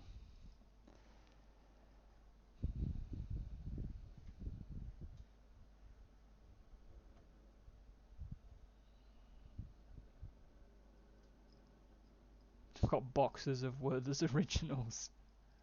Everyone loves other people's kids. I just fob mine off to her aunts and uncles. You know, I really, really, really don't like kids. And it's not necessarily that I don't like kids, right? The first child, the first baby, I should say, the first baby I've ever held in my life was my nephew. I'm 30 years old. He was born last year. He's the first child I've ever held in my life.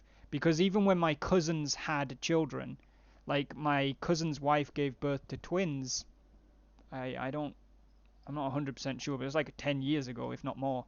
Um, I was in the room. I went to visit her after she had them, and she tried to say, "Hey, do you want to hold one of them or both of them?" And I'm like, "Fuck no!"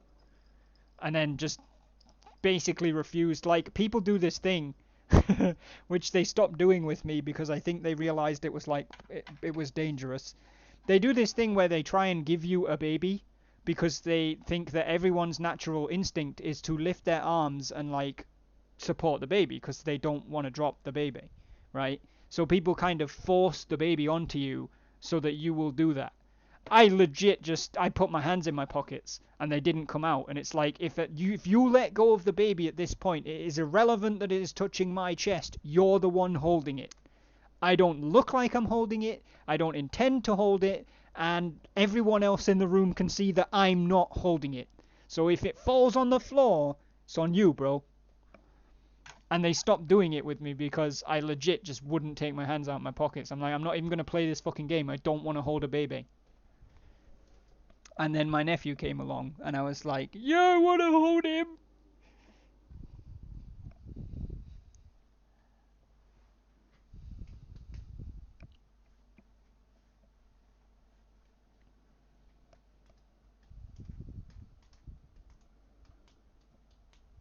I'm at that point in life where I won't ever get married and have the American dream family. I've always had adoption on my heart, and that's the big goal I have. But I'm also open to being in a relationship with someone who already has kids, but who knows?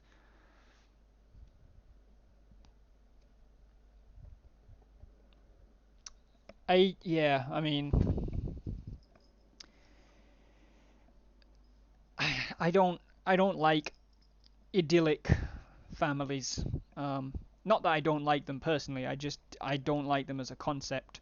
Families that are so fucking happy and everybody's fine and it's all good. It's like, you know what? I don't need you to be miserable. But when everybody thinks that your family is fucking perfect, I know everything's not fucking perfect. Something under the surface is different or wrong. And it doesn't have to be serious, it doesn't have to end the relationship or break the family apart, but it's not as perfect as everybody thinks. And I console myself with that knowledge. My daughter put me on the right path. I was such a bad alcoholic. The next step was drinking myself to death. If it weren't for her, I would have been dead years ago. Reese, I'm glad that she came along and changed things for you then.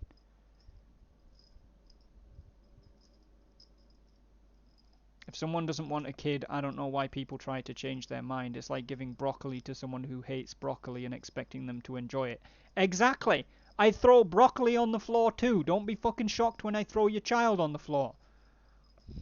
I don't want to eat that shit and I don't want to hold that shit.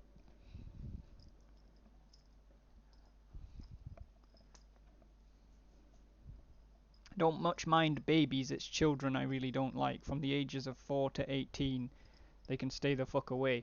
See, I'm kind of different. I think for me, Ryan, it depends on the child.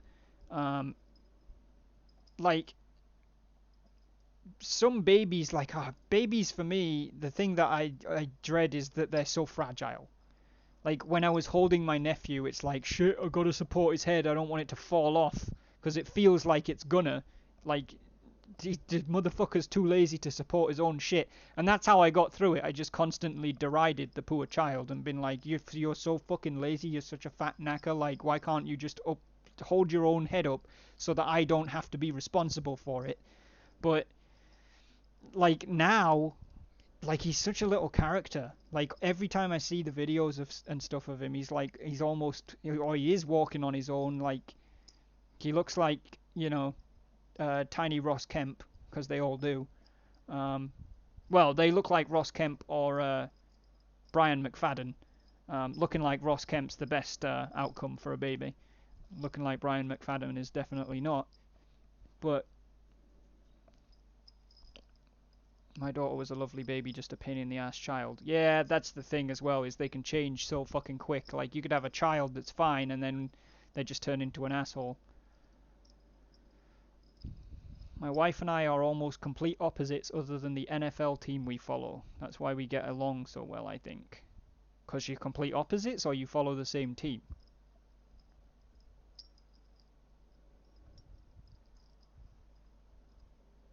Broccoli is good raw? No. Broccoli is not good in any state, except in the bin. So glad now that I have a mechanical heart valve, it has vitamin K in it, so I can just be like, I can't eat that, it'll kill me. I mean, strictly speaking, I'm sure I could eat a floret of broccoli and not die, but yeah, there's definitely so much as too such a thing as too much broccoli for me these days. So I kind of latch on to that, and I'm like, I'm not touching broccoli. I'll throw everything out. Human babies are so undeveloped. If I remember correctly, they're born about a year development-wise behind most animals. Huh. Opposites attract. It's like me and my aunt are insanely alike. Don't like where this is going, but I'm gonna carry on. And her daughter and my mother are insanely alike, but we know if the kids were swapped, we'd have murdered each other years ago. Oh, okay, yeah. So no broccoli and mushroom pizza then. Fuck no! Why would you ruin pizza with broccoli and mushrooms? That's just fucking sick.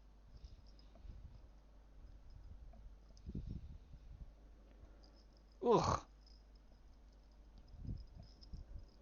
No, what?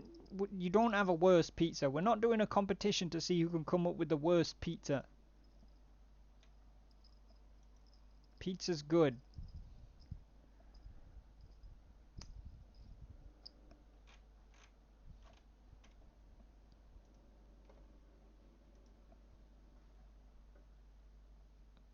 Mint chocolate pineapple broccoli pizza. Yeah, I can say random words too, Imatech. It doesn't mean that it's a pizza. Broccoli and mushrooms are great on a pizza.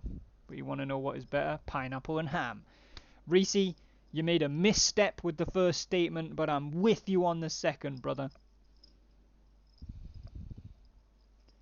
We all need to just agree that the Swedes and their fucking banana pizza are just an abomination. I mean, they're Swedish. What do you expect?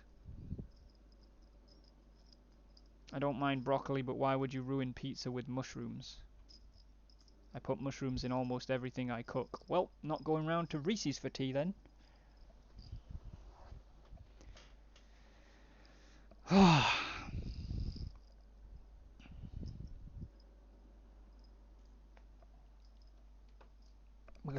Mushrooms. Blah.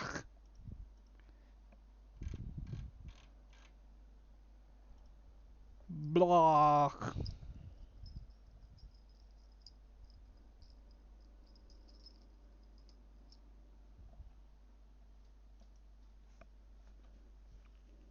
Bananas on pizza, yeah, apparently that has become a thing in certain circles, Pyrox. Which bananas are fucking disgusting. Same as mushrooms. So, you know, if you put banana, mushroom, and broccoli on a fucking pizza, frankly, I think you should be tried as a criminal.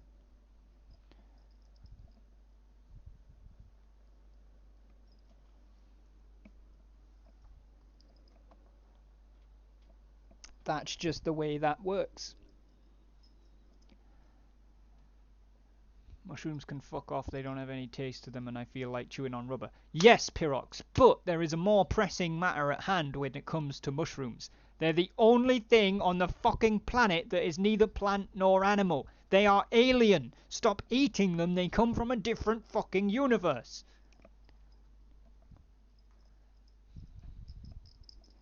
At least everyone universally agrees that pepperoni is best pizza. Yes, they are fungi. But plants are called flora, animals are called fauna, and mushrooms are called fungi. They're the only thing on the planet that is neither flora nor fauna. Because they're alien. They don't belong here. We should stop eating them. How can anyone not like bananas? Because they're fucking horrible? Yeah, so normal day, right, Cal? I'm fond of you. Is that supposed to be like a pun on fond of you? I'm proud, Lissa. Well done.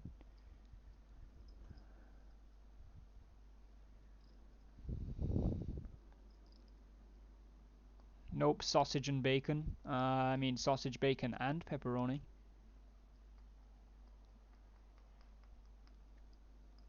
They're all funguses of fucking mushroom, Ryan. They're alien. They don't belong here. Ham, barbecue sauce, and pineapple on pizza. I might have to try that, Spicy. I don't like the texture of bananas, especially when they get the mushy brown bruises. Ugh. Bananas are horrible. Anyway, I'm going to go shoot at floaty things with Rill. Alright, Ryan, have a good one, buddy. Thank you for stopping by the stream. I appreciate it. Have fun with Rill. All the meats. Exactly, Corey. That's meat. All the meats. Jalapenos if you want a kick. Pineapple if you want a bit of a sweetener in there. And, you know, something just to add a bit of crunch, like a bell pepper or red onion or something like that. That's a fucking good pizza.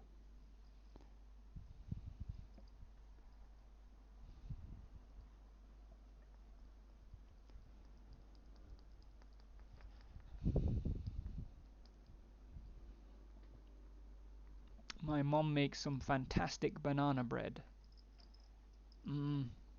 I've had banana bread and liked it before, but the fact that it even says banana in it just makes me, it just puts me off. ¿Qué pasa, Mike? Mike is in his house, guys. Welcome, welcome, welcome, Mike. Coming in with the controversy straight away. Don't know why I butchered that word. It's controversy, Tom, or controversy, but it's not controversy or whatever the fuck I just said. Cheese, tomato, and mushrooms. No. False. Incorrect. Mistaken. I like banana bread and bars, but not raw banana. I mean, that's acceptable, Lissa, I think. Just stick everything onto a pizza, problem solved. No, false, incorrect. Words exactly, Spicy. My mum is either making rock cakes or banana bread on weekly basis. Nice! Bananas that are green are still not ripe. You need them to be completely yellow or with the little brown spots to be real good. Or you could just not eat something as gross as a fucking banana. Problem solved.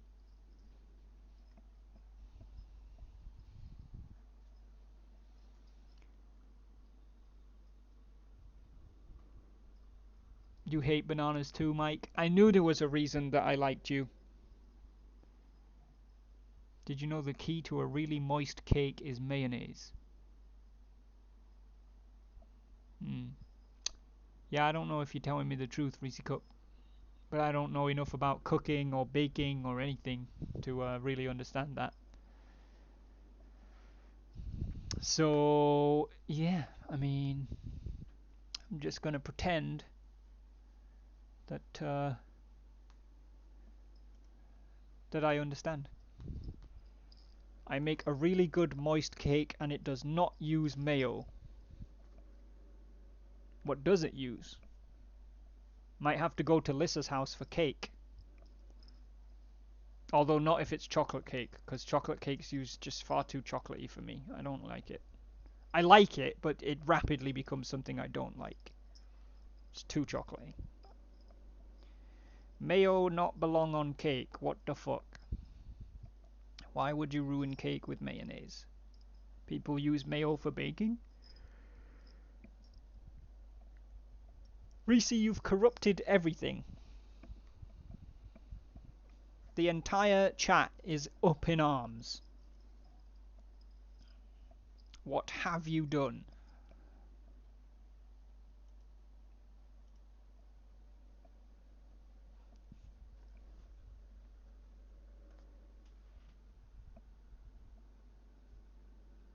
You don't taste the mayo in the cake. The oil and eggs keep it in the cake moist while baking. It is a chocolate cake, but with a cup of coffee in it, so it doesn't stay intensely chocolatey with my buttercream icing.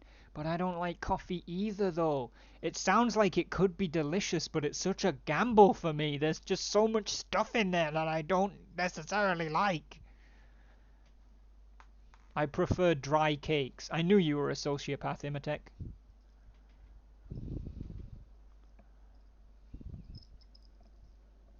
You can use applesauce to make a cake moist with dairy products.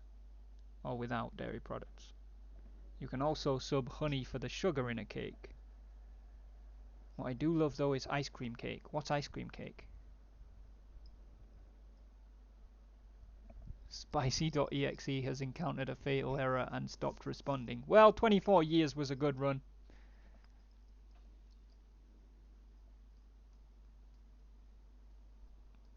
Coffee's weird. Like, I like the smell of some coffee, but I hate the taste of coffee.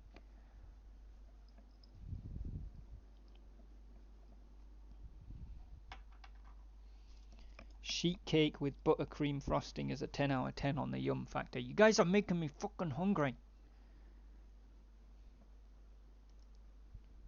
Well, then why is it in there, though, if you don't taste it?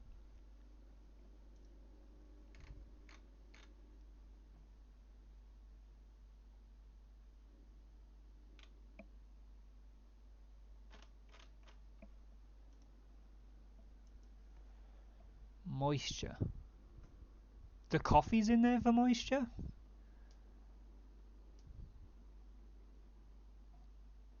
It's a it's cake, a semi-thin piece of cake with a bunch of ice cream on top and frosting on that.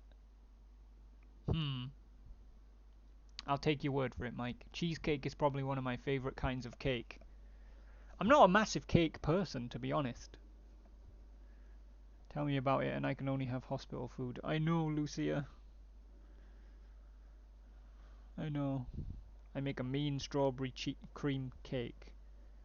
Yep, that sounds cream. I don't like cream either, so that's that out. Gonna nope on the cheesecake. Since it's only a cup of coffee in an entire cake, it just enhances the flavour, not overpower it. Oh, okay, yeah, I get that. I've heard of, like, stuff being able to do that before, because I can't remember exactly what the scientific jargon shit was, but, like, basically the bitterness of the coffee enhances the other flavour. Okay, I'm with you. I'm with you. I'll take your word for it that I can't taste the coffee then, and I'll try your cake. At least yours doesn't have fucking mayonnaise in it. I've gotten sick so many times from eating too much cheesecake. It's like crack, and I have to have it all. Hmm.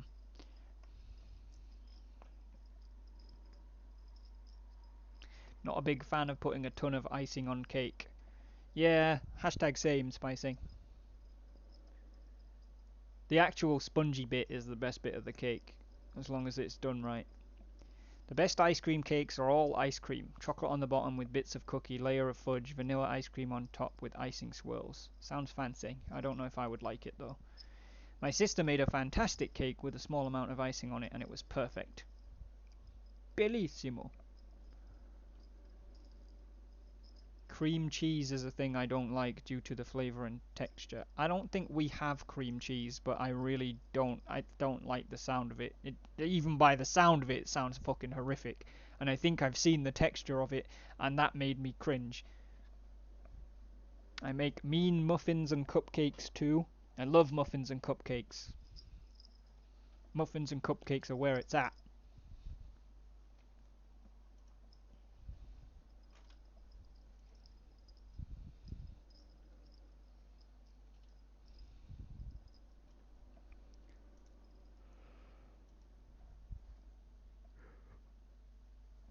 Cream cheese icing is the best thing in the world.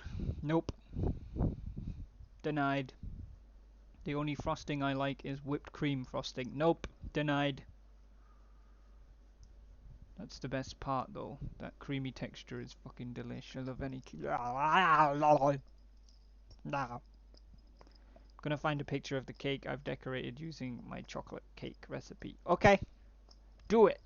There's a local bakery that puts a cream cheese icing into their banana pudding. Christ, if you'd have said mushrooms as well, it'd have been like every word that makes me want to throw up.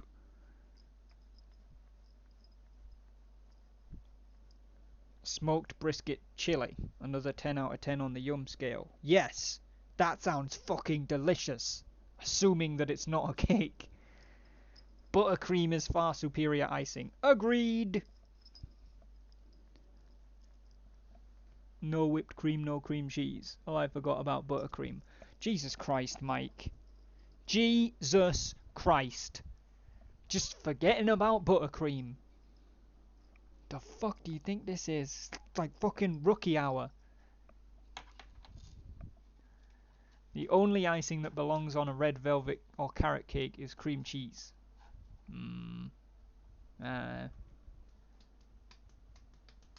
Whipped cream frosting to me is a slap in the face. Wow. Such a food baby. I'm very particular with my food.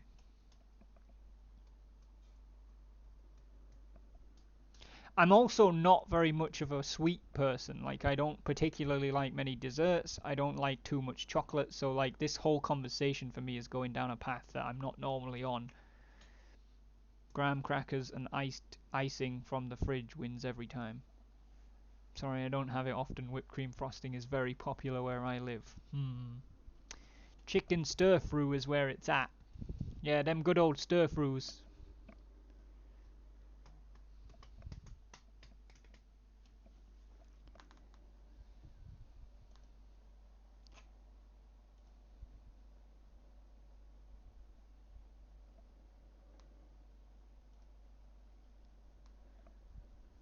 Listen, that looks awesome. That's really good. I love the little flowers and the cactuses and stuff. I love a good stir-fru.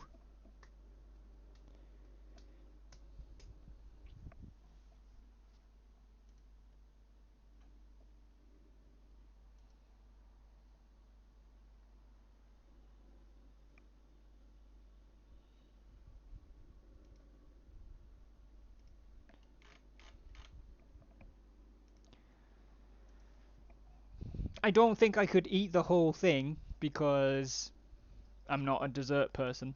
Um, like I'm not somebody who could eat a whole cake to themselves. That's definitely not how. I can't do that. But I think I would definitely enjoy that cake. Like a piece of that cake. The cupcakes I sent you is the same cake and icing. Ooh, damn! Yeah, I do prefer not chocolate cake. Like, would you call it vanilla cake? Like, you know what I mean?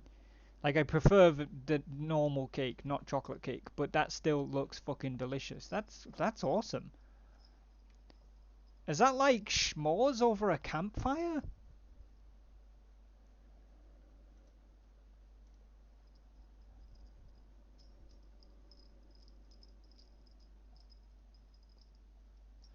See you later, Lucia. Thank you for stopping by the stream. I appreciate it. That's awesome, Lissa. Those are really cool. I love seafood. Nope. Not a fan of seafood.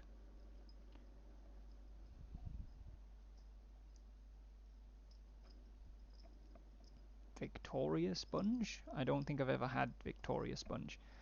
Not a very big fan of stir fry. I'm a carnivore. My meal has to be like 60% meat.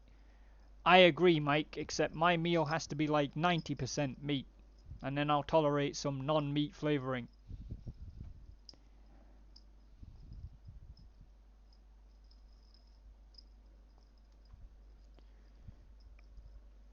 Also love raw oysters. A little Tabasco and wash it down with a Corona.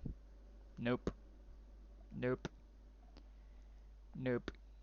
I'm on a seafood diet. I see food, then eat it.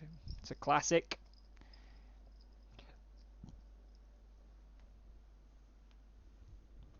Sorry I'm late. I was training with my dad and I'm a huge beef lover. Beef. Mike's got beef with everyone. I'm not a big fan of pork, but chicken, beef, like definitely down for that. Pork, not so much, but bacon, yes, and sausage, yes.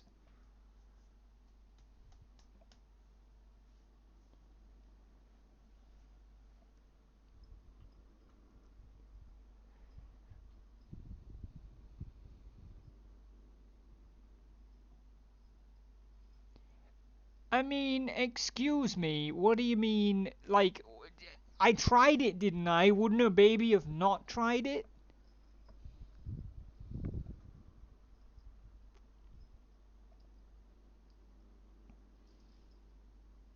I like beef, pork, chicken, duck, water buffalo, quail, fish, mussels. That's very specific, Cal. Trying to do my weekly shop, and this is really hard not to fill my basket with stuff I don't need. Yeah, right? Tell me about it.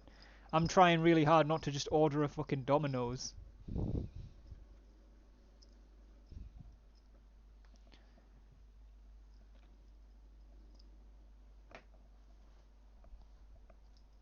I don't think I'm fussy, I just think I'm particular.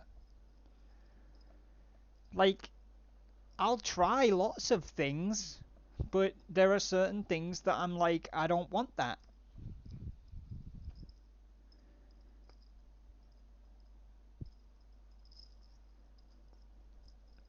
Blah. Surely, that's terrible.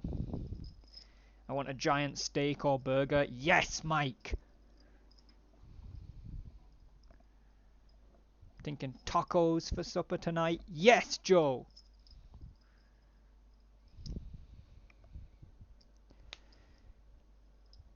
Anyone that eats steak, anything other than rare is not human. I usually go medium rare.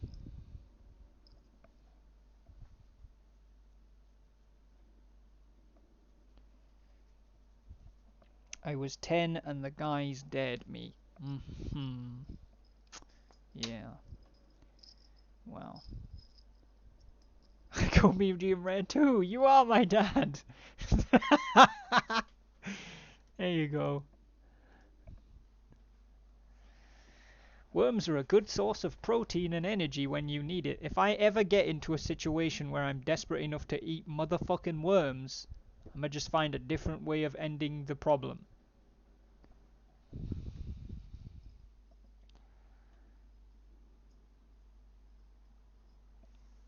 Thank you. I did try it.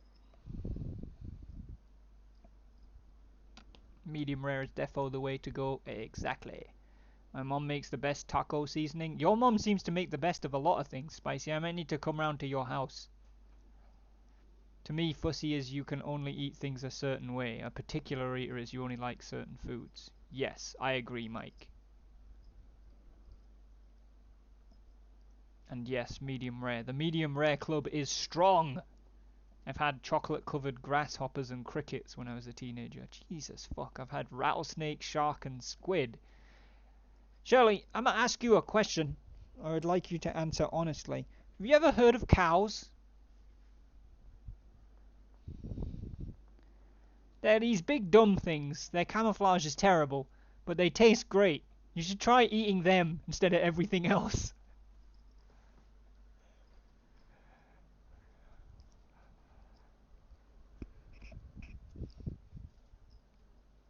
I want my steak lightly seared on each side and still mooing at me when it is served. Oh dear. Yeah, Imatech, we are definitely still talking about food.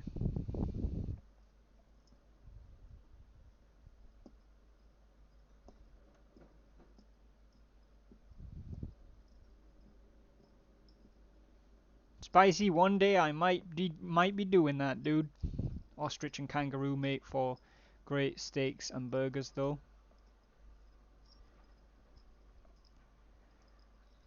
I've never had ostrich or kangaroo, but I'm sure they do. Why, I've had mountain oysters, if you know what those are. No, I don't, and I feel like they're gross. Cows are so cute, I feel awful for still eating them despite it. I mean, clearly their cuteness has not aided their survival, so... Like, my dad hates chicken salad unless it's a chicken Caesar salad, so it has to have croutons and Caesar dressing. Yeah, that's a fussy eater. Right? I'd say that your dad's a fussy eater then.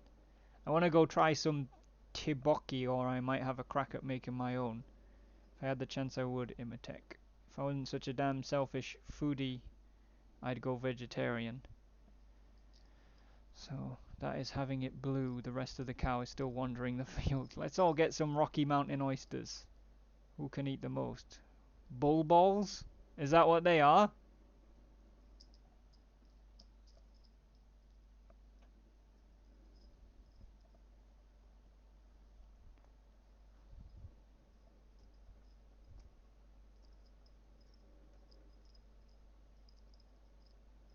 Ew.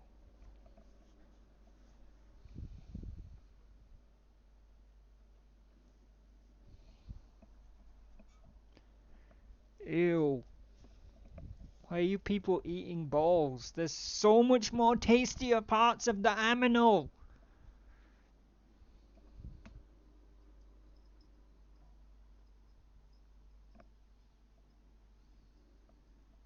I mean, I get using every part of it, but you know, make some fucking mirror dice or something. Don't eat them.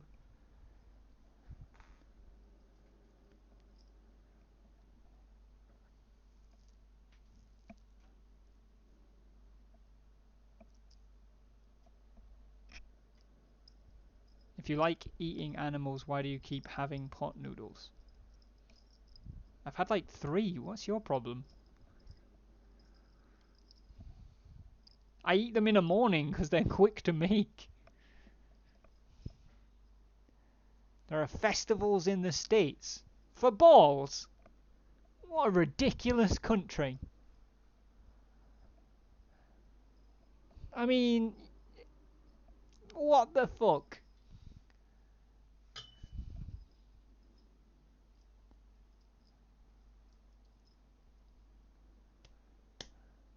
I knew that things over there were bollocks, but I didn't realise you were fucking celebrating it.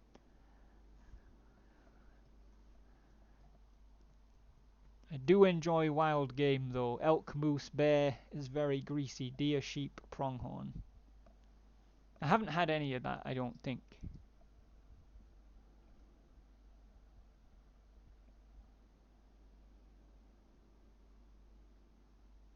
Yeah, we do have a dessert called Spotted Dick. You guys have a fucking testicle festival. Who's doing it worse?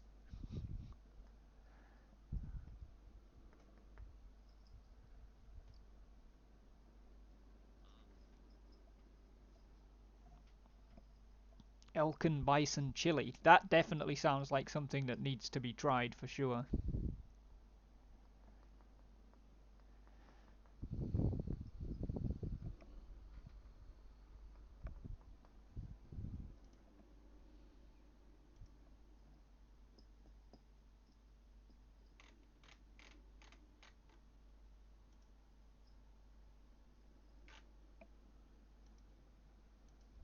There's a whole theme park about dicks in Korea. Hmm. Well, you can't save everyone. Hashtag testicle festival.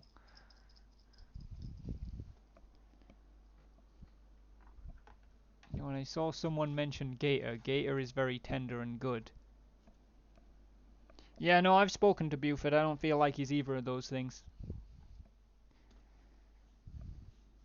There's a restaurant in Tokyo that serves soup in miniature toilet bowls.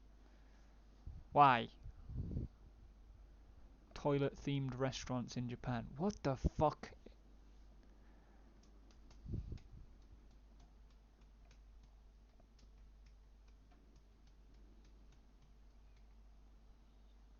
They're fertility festivals, not dick festivals. There you go, you uncultured swine. There's the Sex Museum in Amsterdam, and it had lots of phallic-looking statues. Oh, it's Amsterdam. What do you expect?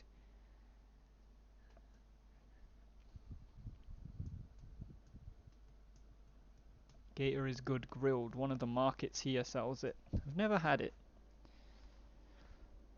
Look up dancing bacons on YouTube.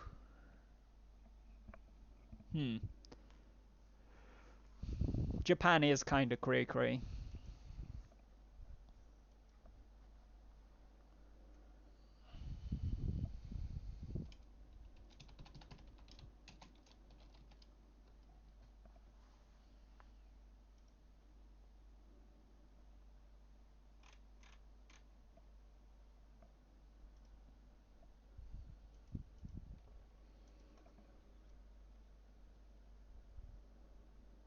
I had gator fried.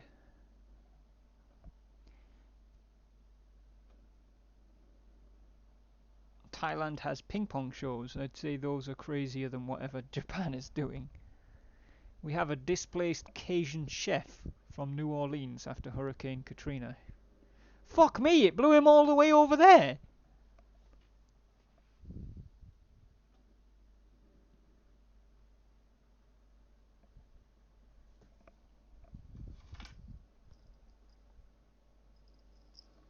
Really want a steak or burger now? Yeah, me too, Mike.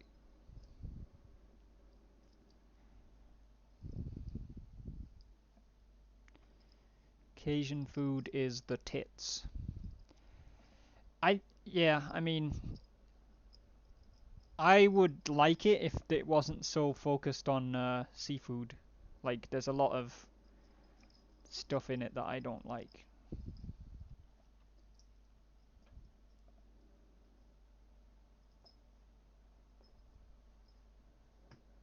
I want cake.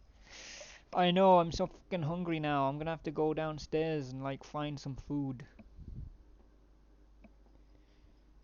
If you ever hear someone say mud bugs, they are talking about crawfish. Oh, okay.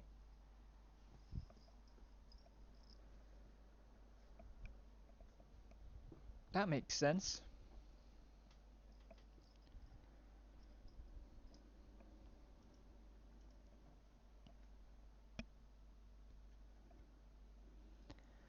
Crawfish are tasty. I don't think I would want to eat one though. I might try it, I guess, but I don't think I would want to eat one.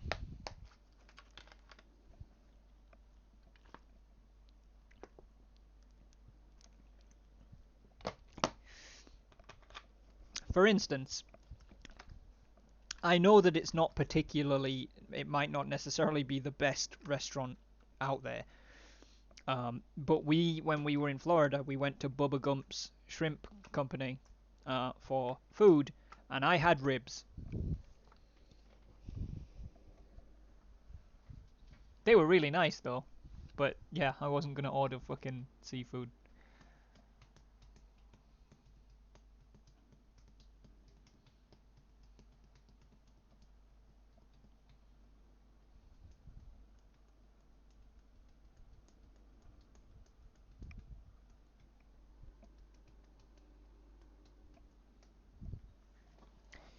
Lobster sounds too posh. Lobster sounds like more work than anything else. That's one of the main reasons that I wouldn't fucking eat it.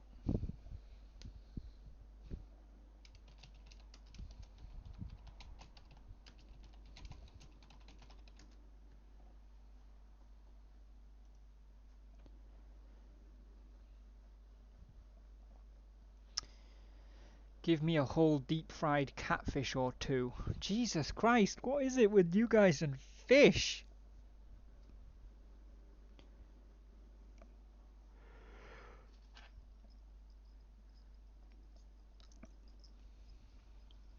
Clearly, Shirley. Speaking of that, I need to go get the salmon ready for the grill. Alright. Thank you for stopping by, Shirley. Thank you for the gifted subs. I really appreciate you hanging out. Thank you for the support. Enjoy your salmon.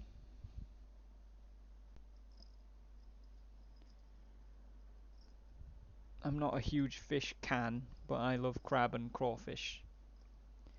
Fish and chips, anyone? Fish and chips is like the only seafood that I eat. Because it doesn't really even taste like seafood. I mean, let's be honest, you're buying the batter. That's the point. Catfish are destroying the ecosystem in parts of the states, so eating them would help. Interesting. Fish are a good source of nutrition besides the other meats. But why would you not just eat the other meats?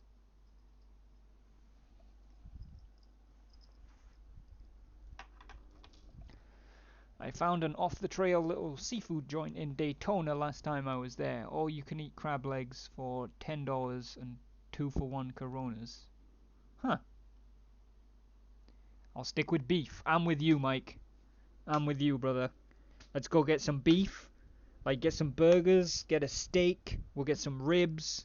We'll get some sausages. We'll get some fucking bacon in there. Chili. Let's do just throw it all in. We'll do the ultimate meat chili. Dad, do you drink alcohols? Not really, no. Um, I say that I'm teetotal, but that's not strictly true because teetotalers never ever ever drink any alcohol. Um, and I've probably drunk it on a handful of occasions since deciding that I no longer drink alcohol. So I'm teetotal -1, but I don't normally drink alcohol. No. I say funerals are about the only time that I drink alcohol, and by that I mean because typically there's a toast raised to the deceased, and I usually participate in the toast. But that's about it. Fuck yeah, my mouth started watering. Yeah, exactly, Mike. Mine too. Now, proper fish and chips would be something I would like to try. Joe, if you ever come to the UK, we'll definitely do that. I don't know where around me at the minute does good fish and chips, but there's a place up where my mum and dad live that is fucking delicious.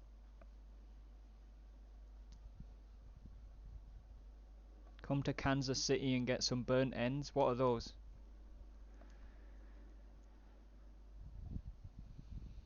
Shokugeki.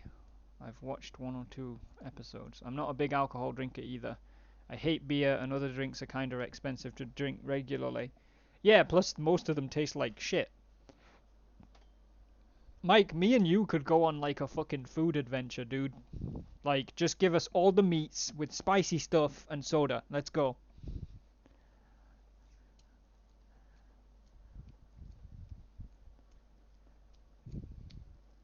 I thought teetotalers didn't do any drugs, neither, not even prescribed ones, or is that not correct? That's not correct. Those people have a different name. Um, Straight edge. Those people consider themselves straight edge. They don't do any alcohol, any drugs, not even prescription. Uh, those are straight edge people. Teetotalers are just people that don't do alcohol. Did I hear an invitation to visit Tom? I mean, I'm like 40 minutes outside London on the train, so as much as I don't recommend it right now, given the current world situation, anytime anybody's in London, just fucking let me know, and I'll see if I can afford to like nip into London and come meet you guys and stuff, because that'd be awesome. That's the one cool thing that I like about living so close to London now is it's usually where most people from outside of the country go. I'm lucky to have a couple of places that serve burnt ends. My margaritas will make your clothes come off. Hmm.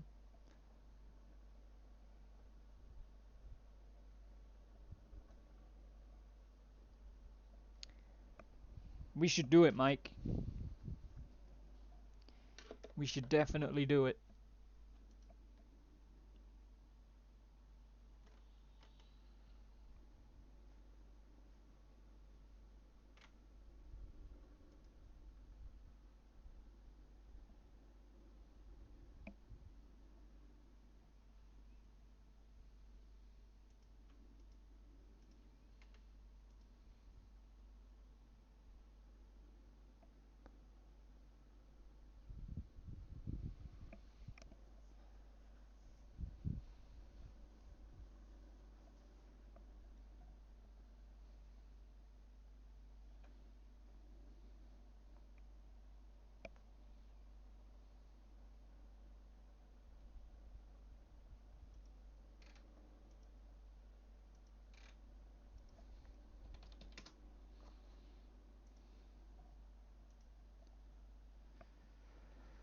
We have great fish and chips in Poole, cause coastal town.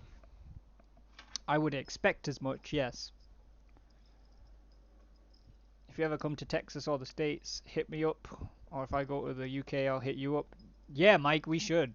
I mean, at some point, I would love to go around the US, and I definitely want to go to Texas. One of the main reasons that I actually want to go to Texas is because I feel like it's the closest to my food taste. Like, of all of the states, of like the different kinds of food. Like, like fucking burgers, steaks, grills, barbecue, Tex-Mex, Mexican, like that's my fucking kind of food. So yeah, definitely love to go to Texas for foods.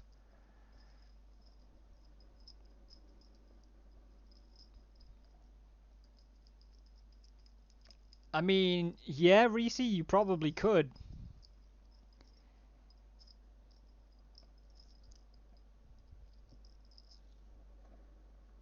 Yes, Texas. I'll take you to the place where you get free food if you eat it all in an hour. Oh, I don't know if I like those kind of things. I don't know if that's for me.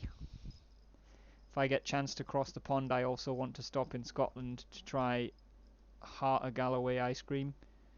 Scotland's beautiful. It blew me away when I went to Scotland.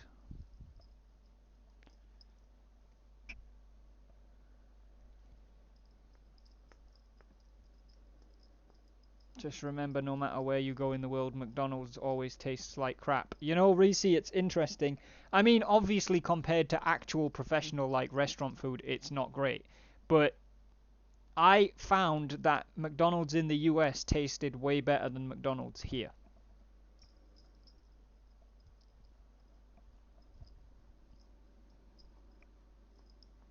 Yeah, Mike, that's like, I think Texas is my big foodie go-to, when whenever I get round to the States. There's places I want to go that are like, for sad reasons, like I want to go because of the police cars and just how iconic the cities are and stuff. I've already been to Chicago, but New York, LA, um, places like that, I want to go to those just to be able to say I've been. Um, but yeah, Texas is the one place where I think I really want to go there for the food. Steak, baked potato, side salad, and a few other things. I mean, you had me at steak. You lost me at side salad. Chicken nuggies in a Canada taste. Chicken nuggies in Canada taste the same as chicken nuggies here. I mean, they might do, but I usually get burgers from McDonald's.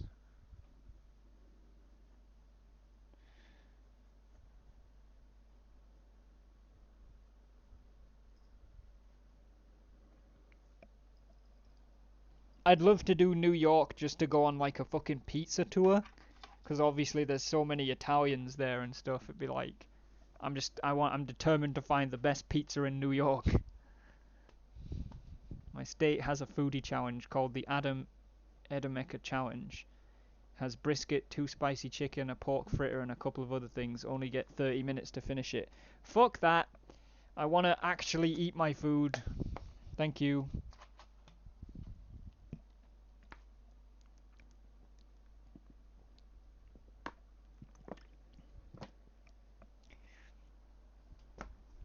You guys are making me super fucking hungry though.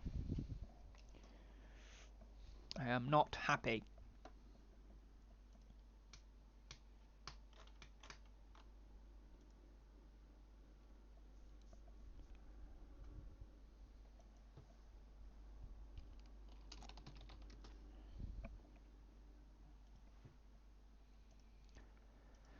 Also, there is a difference between a tenderloin and pork fritter. If you say so. Dominoes! Listen, stop it. You're trying to fucking corrupt me. Lost me at side salad too. There you go. Seoul or Busan is where I want to go live. That's an interesting choice, Imatech. I want to actually enjoy the food, thank you. There you go, spices with it. Could spend a year in NY and still not find the best pizza. There are simply just too many pizza joints and vendors around the city. Reesing, that's the point. Pizza, all the time. Go. Barbecue type food and Italian are my absolute favourites. I also love Cajun. Mike, like food wise, I think me and you might be soulmates. I love grill food, barbecue food. I love Italian. Pizza's amazing. Pasta can be good if it's good pasta. I like Mexican food. I like Cajun as long as it's not the seafoody stuff. I like the flavors in Cajun. I just don't like seafood. Haggis is good. I was introduced to haggis when I went to visit somewhere. Blech.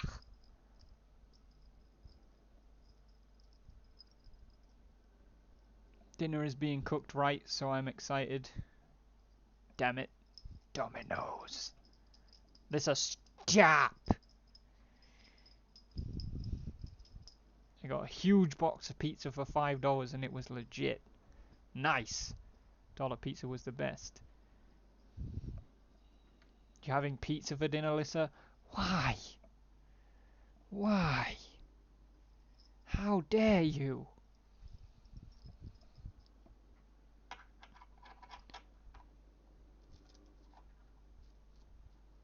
We have a local Italian place that's awesome too. They have the best pizza around. That'd be kick-ass, Mike. I'd love to try that.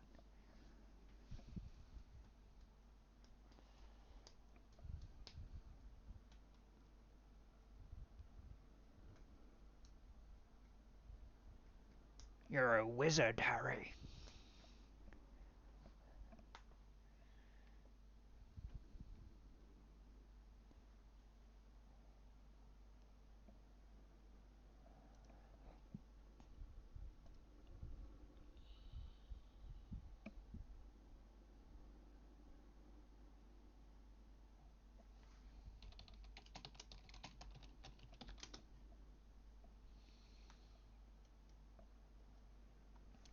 Pizza on a fucking Sunday? Not a Sunday roast. Do you know how fucking entitled and British you sound right now, Imatek? We also have another place that serves a 54-inch pizza. It's still got to be good though. Like, if it could be 54-inch pizza, but if it tastes like shit, it's just 54 inches of shit. So it needs to taste good, but that is an impressive size.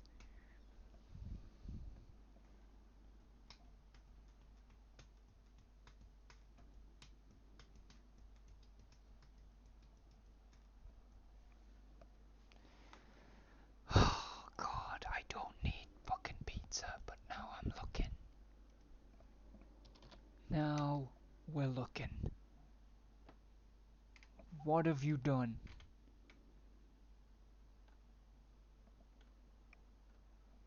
I actually think that Domino's might be closed. Nope, apparently it's not. God damn it. God damn it.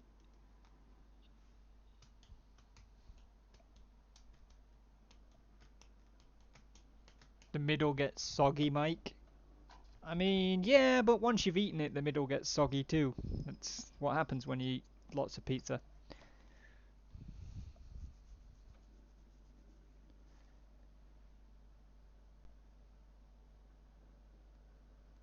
But I don't need pizza though, 'cause I had food. Like, when? I don't know, 3 hours ago or so. Now Spicy wants pizza. This is like a fucking drug dealer with this shit. I may get a Domino's when my parents disappear for a couple of nights.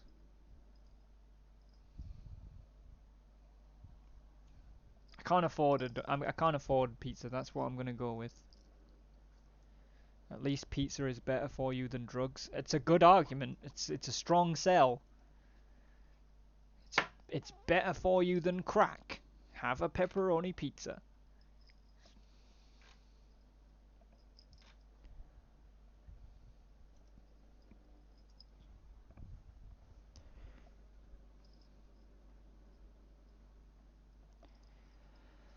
Get some frozen pizzas, that way you can fix yourself one when you want one. I mean, I've got a frozen pizza in the oven. Now you're just making me want to make that as well. Well, not as well, like instead of, but even then, I don't need the fucking frozen pizza either.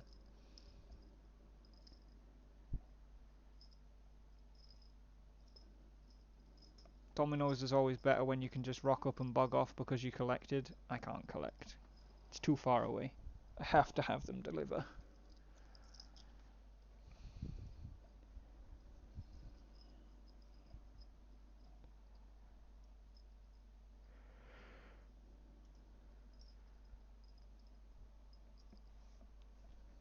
Pizza is love, pizza is life.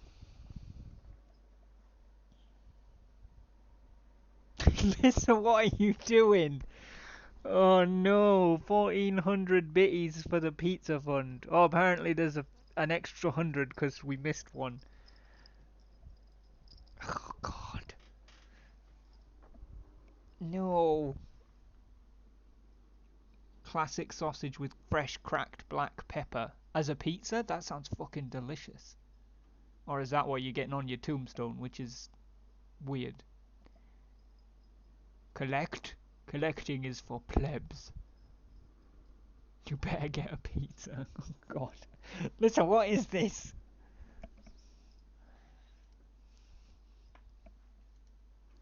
I don't need a pizza though. It's not needed.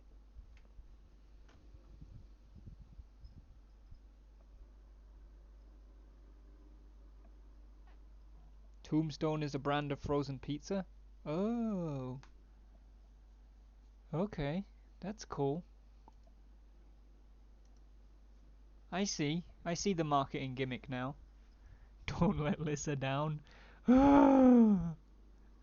See, we have 2 local badass pizza places, 1 local badass Cajun place, a few local badass burger places, countless local badass Mexican places, and countless local badass barbecue places. Mike, I'm gonna need to know where you live, 'cause I need to move there.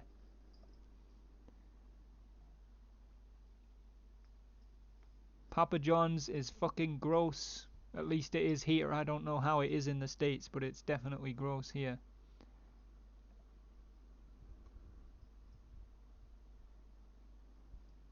So getting an extra pizza because you went to collect makes you a pleb? See, I'd say that actually makes Domino's worth 20 quid for a large pizza. Yes, I mean, yeah, I agree with you, Cal. I can't do the collect, so.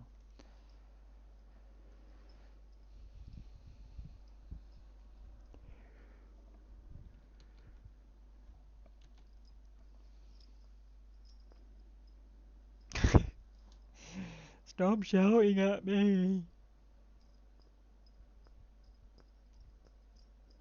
No, I don't rate Papa John's at all. Not in the UK anyway. I'm not necessarily talking about in the US because Domino's tastes wildly different in the US than it does here. So I'm sure Papa John's does too. But in the UK, no, Papa John's is garbage. Hot cabbage.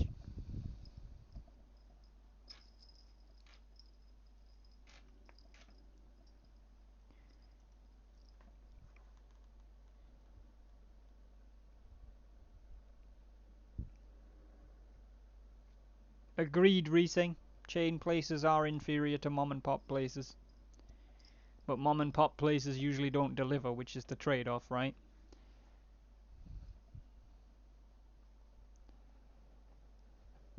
Papa John's is on the bottom of the list for pizza for me. Yeah, I don't trust Papa John's after watching a video of their practice. Oh god. Yeah, Papa John's not doing well in the foodie chat here.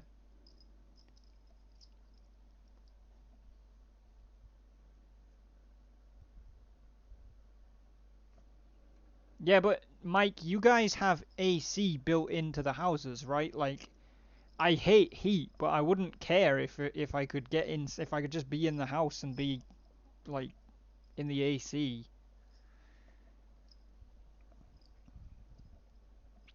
Natasha, welcome to the stream. I mean, I don't know how much longer we're going to be streaming for, and we're basically just talking about food. Lissa's making me incredibly hungry. Get your damn Dominoes!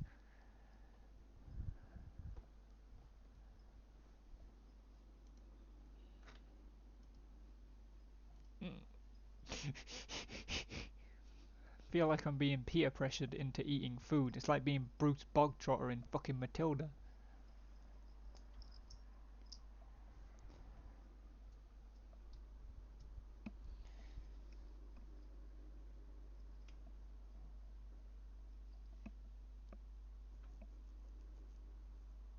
Better than being pressured to have a kid? What the fuck?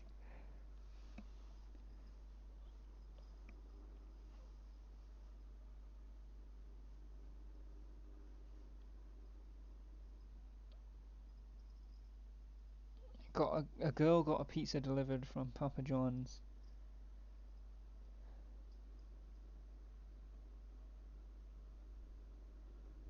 Wow. That's crazy. I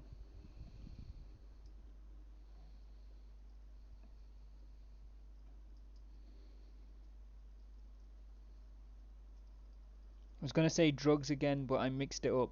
Because children and drugs are exactly the same. They both cost a fortune, you get addicted to them for life, can't get rid of them, and they fuck you up. Yep.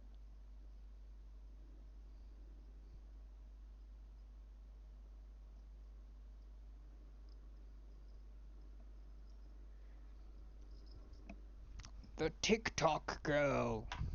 Okay, whatever that means. Alright, I'm looking at deals. I'm gonna buy a fucking pizza. Just 'cause Lissa said so. That's where we're at now. We're buying fucking pizza.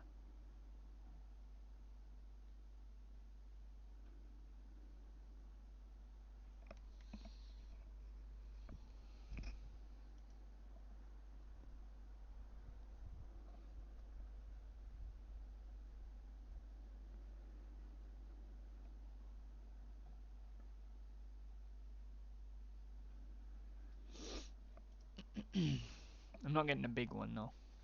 So I'm gonna have to like figure out what I want to do.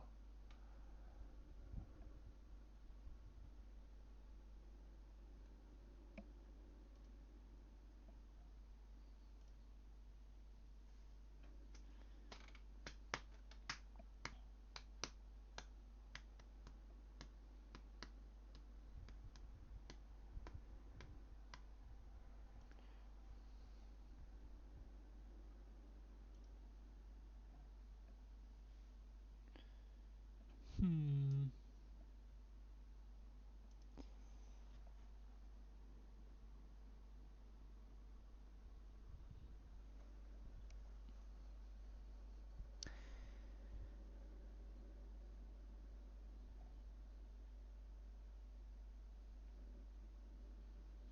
Fuck the food chat. Okay.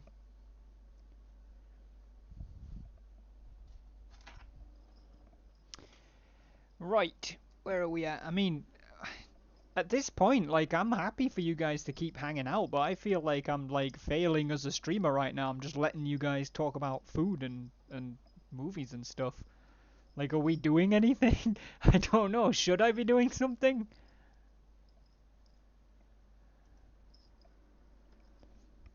Love the food chat. Yeah, me too, Mike, but it's making me hungry. Not leaving until you order the pizza. Hmm. But that sounds like a guaranteed way to keep you around then.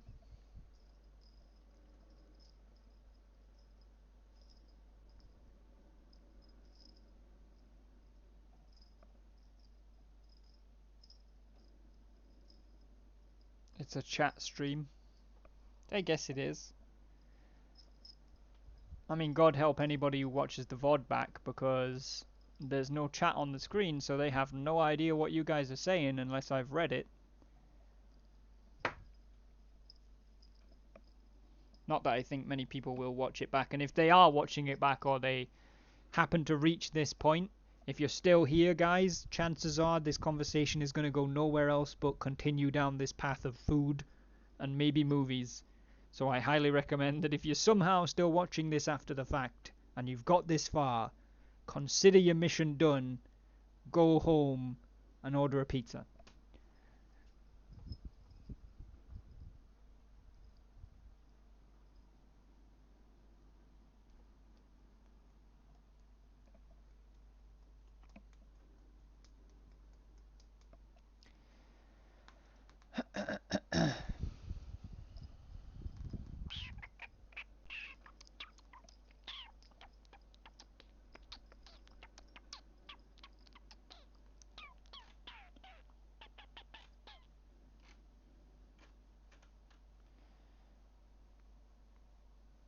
Create your own pizza. Small. Small pizza. Pepperoni. Bacon. Hmm.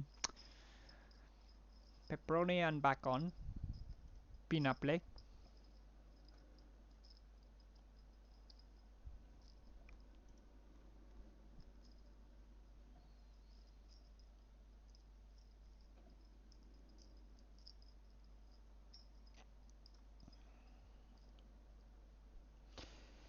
They can see the chat for the time being, Joe, yes. But eventually, like, yeah, I don't know, I guess you're right. They can see the chat in the window. Yeah, no, I'm an idiot. It's cool.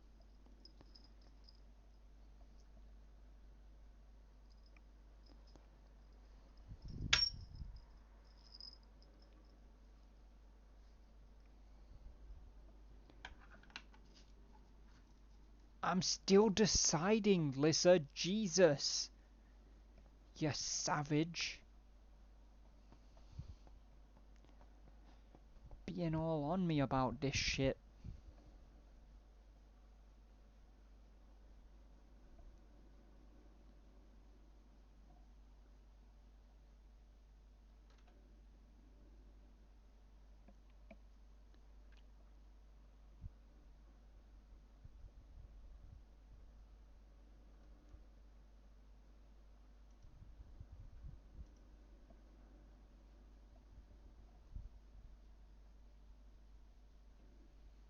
Thin crust with sausage, bacon, ham and pineapple. That would actually be doable, I think.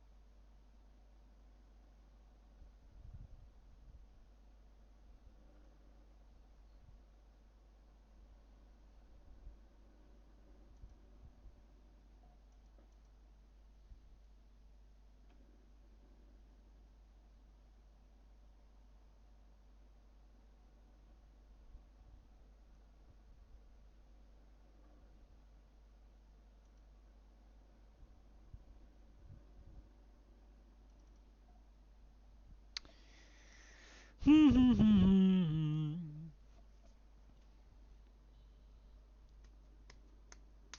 I mean, at this point, I'm only letting the stream continue because you guys are all having like a proper conversation, and I don't want to cut it off. Um, Otherwise, I'd have probably gone on a raid somewhere.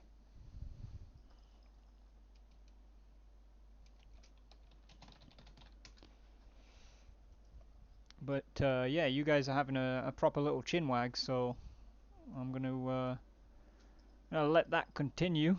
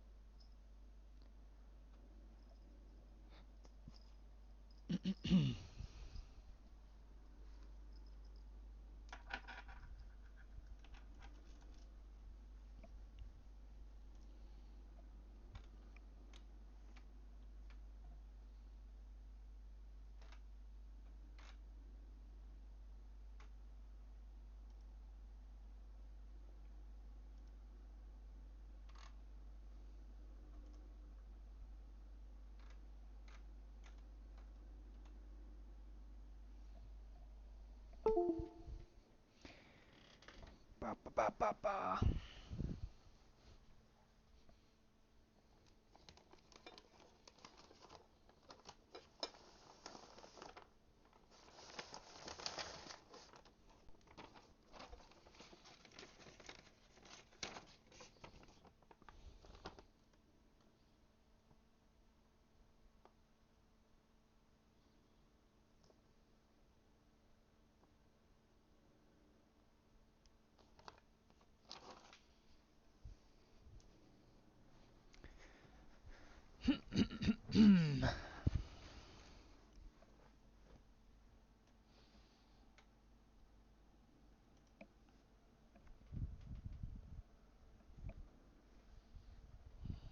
Your aunt and uncle drink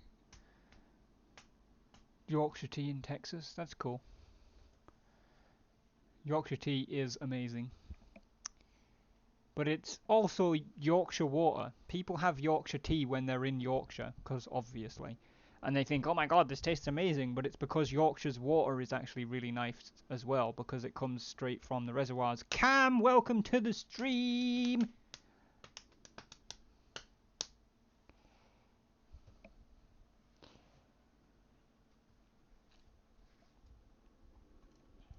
Lissa's making me order pizza, Cam. Like, forcing me. She's forcing me to order pizza. I am the victim here.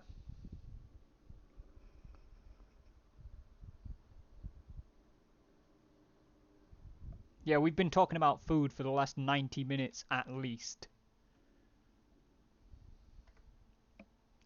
At least.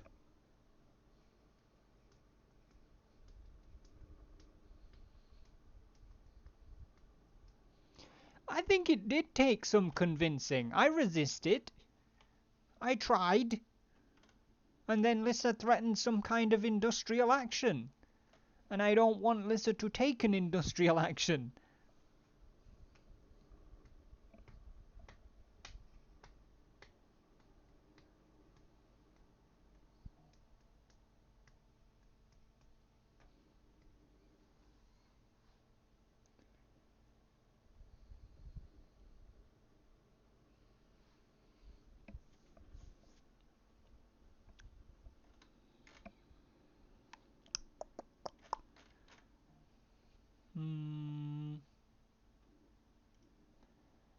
Okay, I mean... Yeah, I don't know if I super need this. I mean, I know I don't need this, but I suppose I'll treat myself, or rather, Lissa will treat me, I guess. Buford, welcome to the stream. Let me just get this ordered here.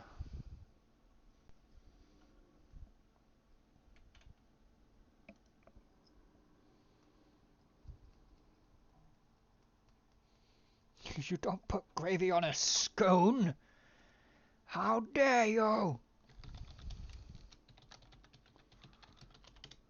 What are you doing? Putting gravy on a scone. Choose your address. That one.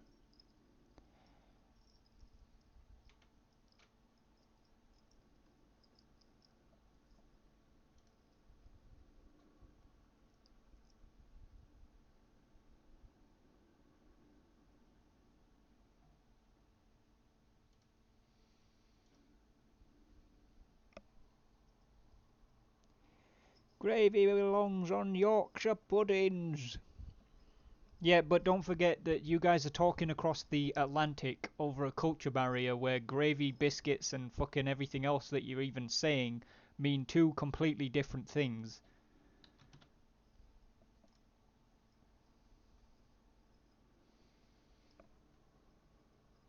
Cam, thank you very much for the 64 biddies. Appreciate that, man. We're all just fat Americans. Well, shiz. Well, pizza's on the way. Thank you very much, Lisa.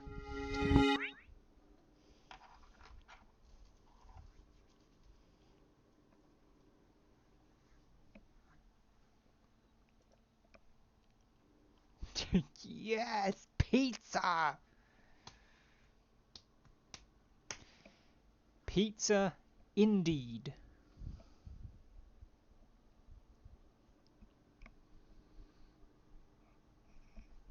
I'm the one getting it, you know that, right?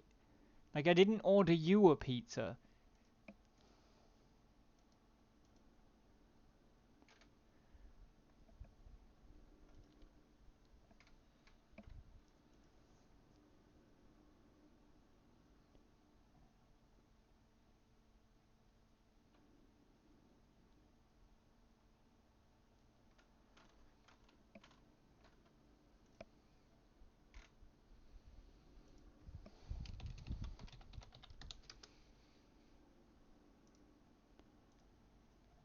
I'm eating pizza too, though. I see. What kind did you get? I actually went largely with what Reese said, even though it's completely not what I would normally order. So I got a thin crust with ham, pineapple, bacon, sausage, and I threw some pepperoni on because I know that like the sausage meat and the ham meat in the States that goes on pizza is wildly different to ours, and I'm not a massive fan of ours. So I threw the pepperoni on just for kind of like a I don't know, a safety blanket. But yeah, otherwise I got what Reese said plus pepperoni.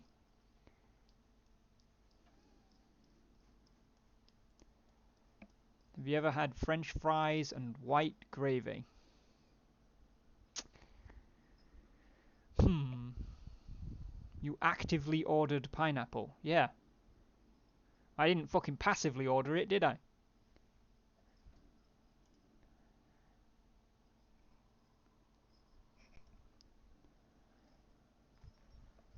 Pineapple. Excuse you, heretic, but it absolutely does belong on pizza.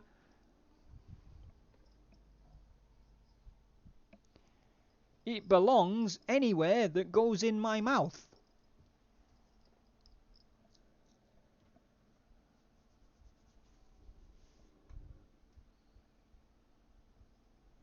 Hawaiian for the win. Exactly, Cam. I used to be against pineapple on pizza when I was a kid, young teen, but then I grew up. Ooh, feel the burn. Hashtag I stand with pineapples. Pineapple does belong on pizza. I'm glad we've got so many people on the right side of the pineapple line.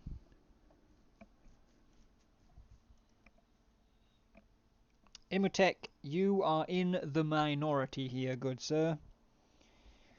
And I respectfully request that you withdraw your absurd opinions and keep them to yourself.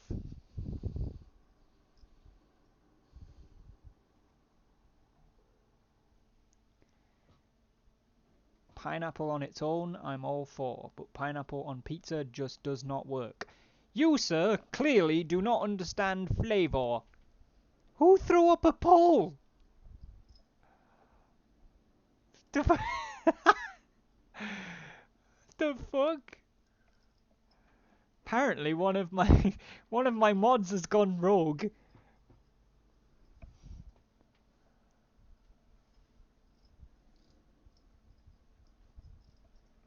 Love it. Good initiative, Lissa. Well done. You can also hollow out a pineapple and drink rum out of it.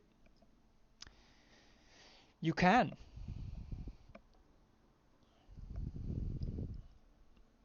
I didn't say it wasn't a good idea, I just commended you for it.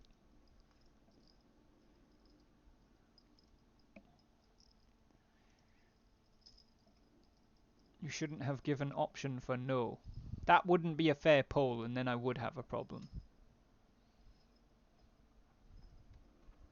Because I shall extract this data, figure out who clicked no, and then remove them from my life. Well, Joe's apparently one of them. Bye, Joe. It's been nice.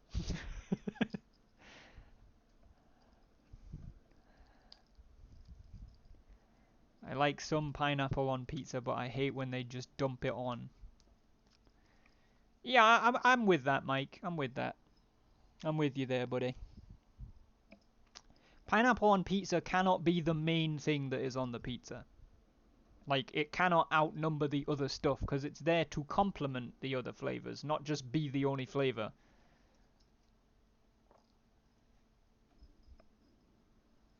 Pineapple with cheese and tomato is wrong and bad?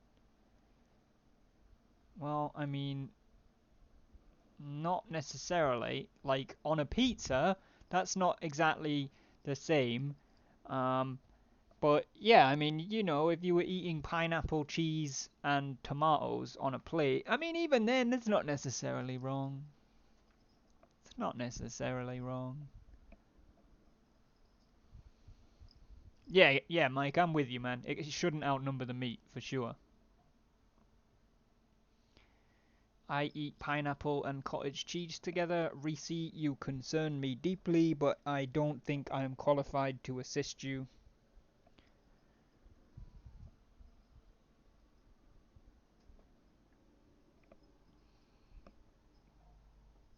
No, Lisa, not you too. Pizza at its core is dough with tomato, spread, and cheese. Okay, thanks for the definition. It's good. It's a great, strange combo, but quite tasty. David coming in with the 9 months. David with the Twitch Prime Twitch baby. Following up Matty's baby from yesterday and Knight's twins now. Well, they're not twins because they were born separately, but 2 babies. David, thank you very much for the 9 months in the wolf pack, good sir. Welcome, welcome, willkommen.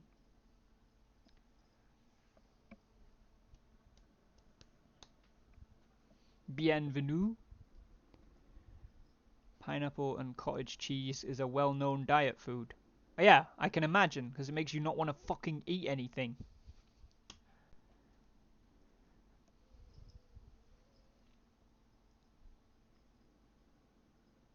Today is a good day. Today is a good day to die. Today is a good day. 10 gifted subs and a couple resubs and a level 5 hype train. That's true, Pyrox.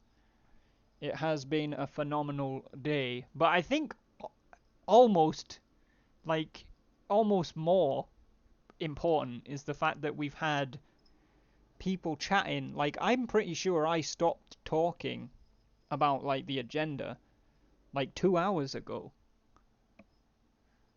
If not, at least an hour and a half, which means for 90 minutes, you guys have just been vibing in the chat, and I love it.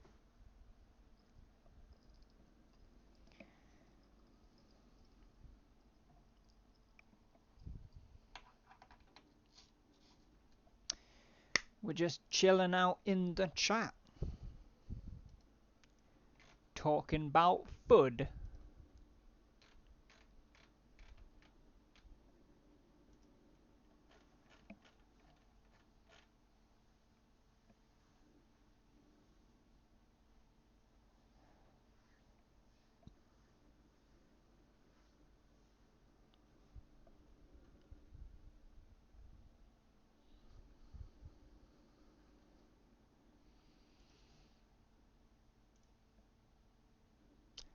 Pineapple does in fact belong on pizza. There you go.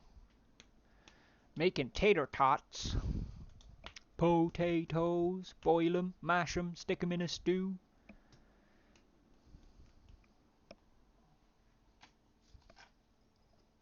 I want to say fuck the agenda, but that's just rude. What?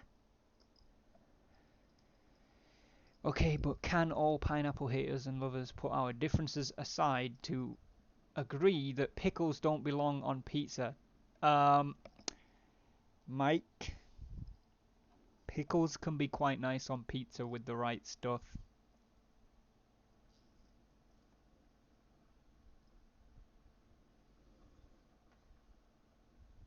Like, genuinely one of my favorite pizzas that Domino's used to do was they called it a cheeseburger pizza. It was like beef, like ground beef.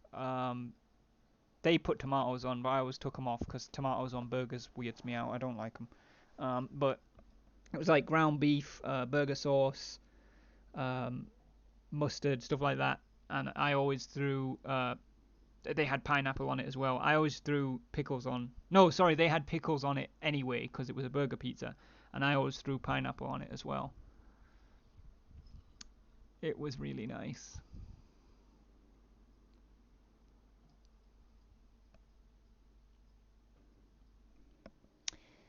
It was the best. Yes, I remember the cheeseburger pizza. Reese had it too. It was good shit, right, Reese?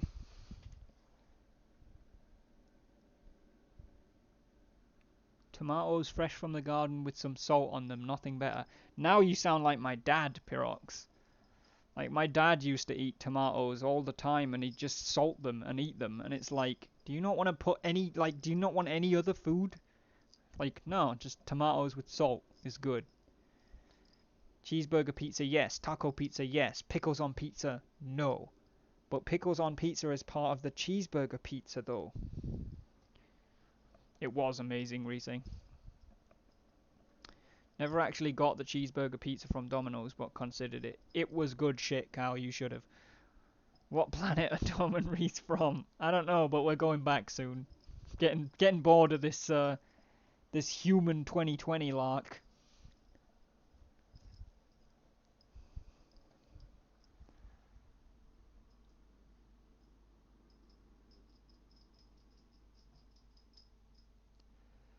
Muskmelon fresh with salt is kick ass as well. Muskmelon. Never heard of pickles on pizza. Well, it's a thing. It's a damn nice thing, too. Lisa loves pickles! Ah!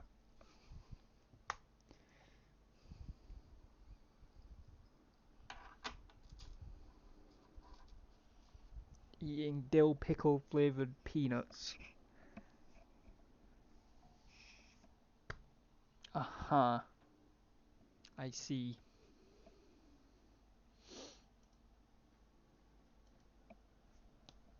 Kosher pickles are good on their own. I don't even know what those are.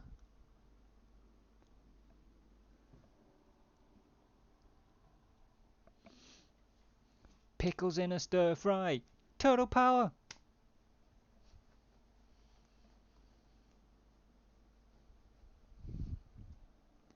I also have some Lay's Flamin' Hot Dill Pickle Chips. Ooh, Reese, damn! They sound good.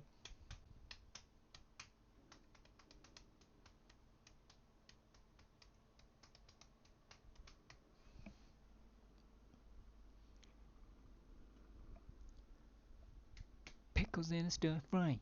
Total power. I don't know why that made me think of the old Teenage Mutant Ninja Turtles theme. Teenage Mutant Ninja Turtles, Teenage Mutant Ninja Turtles, Teenage Mutant Ninja Turtles, heroes in a half shell, turtle power.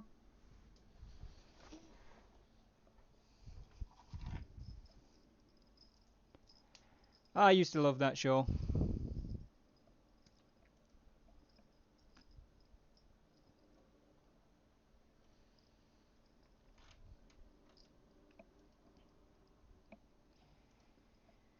I have my pizza now. Lisa has the pizza.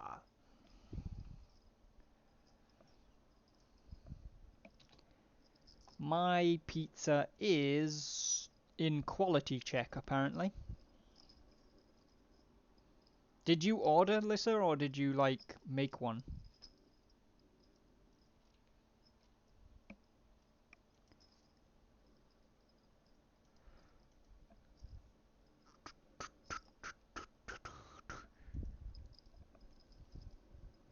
Frozen pizza.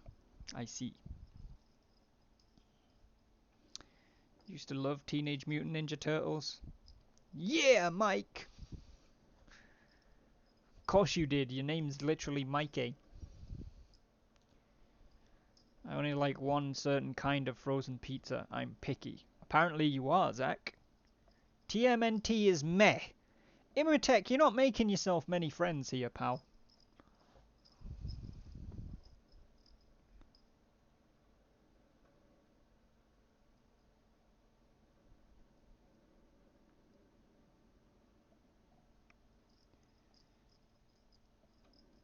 The OG TMNT was the best. Yeah, exactly. That's what I'm talking about. The OG one. The 90s one. When I was a kid, it was TMHT. You weren't allowed to say ninja on TV. No, that's wrong. You're older than I am. And when I grew up, they were Teenage Mutant Ninja Turtles. They became like TMHT because people got fucking pissy about them being ninjas.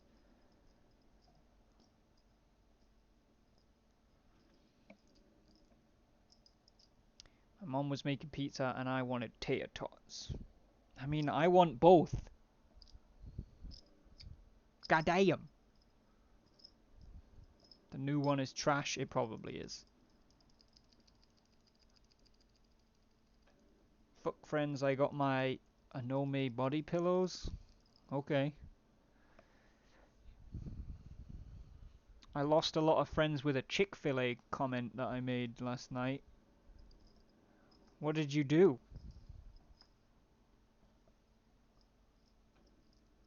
No, Teenage Mutant Hero Turtles became a thing afterwards. They were Teenage Mutant Ninja Turtles when I was a kid. Unless you just started watching it after I did.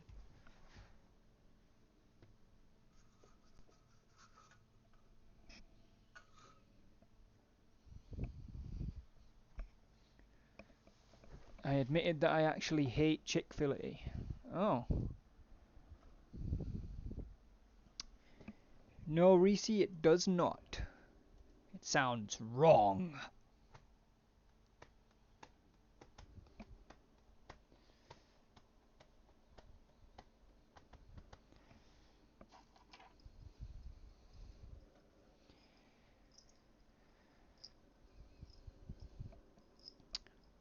I've had Chick-fil-A once, when I was in Florida in October. I liked it. It was okay.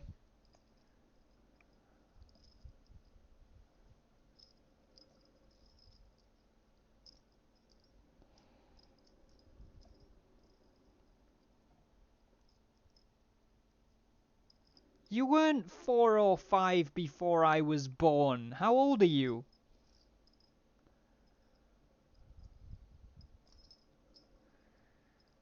You used to cry from Power Rangers, Lissa? Wow. Wow. Spicy chicken sandwich. The problem with that, Pyrox, is I can't hear chicken sandwich in any way other than the way that the way that the Goobaks say it in South Park. Anytime I hear chicken sandwich, I'm like, chicken sandwich. I hated Power Rangers. The acting was so bad because, pretentious little kid Reese was like, "Ew, mother, father, the portrayal of these performances is so ham-fisted, it's hardly thespian, is it?"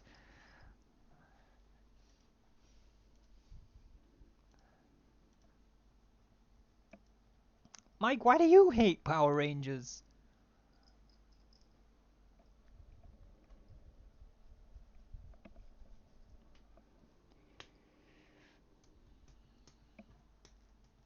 I was in high school when Power Rangers came out. Well, that might be why. Yeah.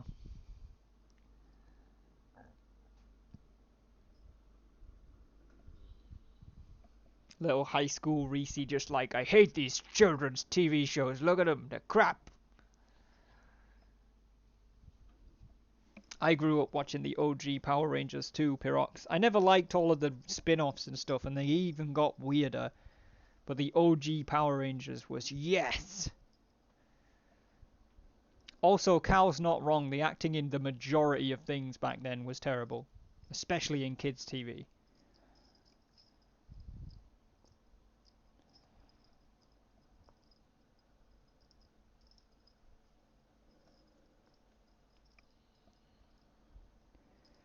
Loved the X-Men cartoon though. X-Men was good too. Also, guys, what are we doing? Because I'm pretty sure, I don't know why my pizza's still on quality check. It has been for like 10 minutes. It's either really under quality or they're not fucking checking, one or the other. But it's gonna be on its way at some point.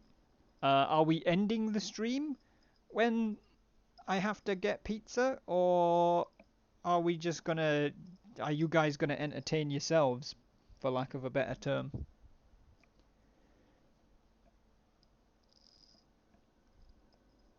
We eat with you! Why do you why do you come across like an orc, Lissa? Turn on the cam and eat for us? Fuck no. We're not doing a fucking mukbang stream. I vote we talk all night. Tom mukbang when? There you go. I knew Imatech would know what the word was. ASMR with Wardog. I mean, I don't particularly like ASMR with eating sounds. To me, like, mukbang, like mukbang and ASMR are not the same thing as much as there are ASMR artists who've done mukbang, but it's not ASMR, it is mukbang. It's people that like food eating sounds, and that's different. Um, but you know, hey ho.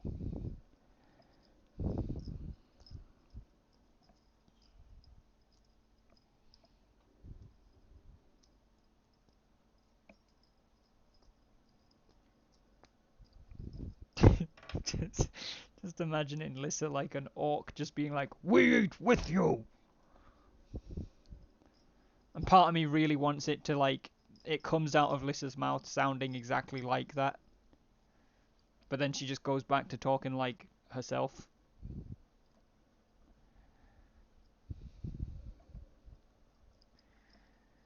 I actually don't mind mukbang videos. I mean, I don't.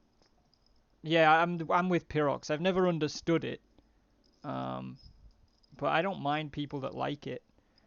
It's like I know that everybody takes the piss out of ASMR and stuff, and I watch it. Like I enjoy ASMR. I find it relaxing. I don't necessarily get the actual response often. I do get it every now and again, but it's relaxing. It's just like listening to wave music or whatever.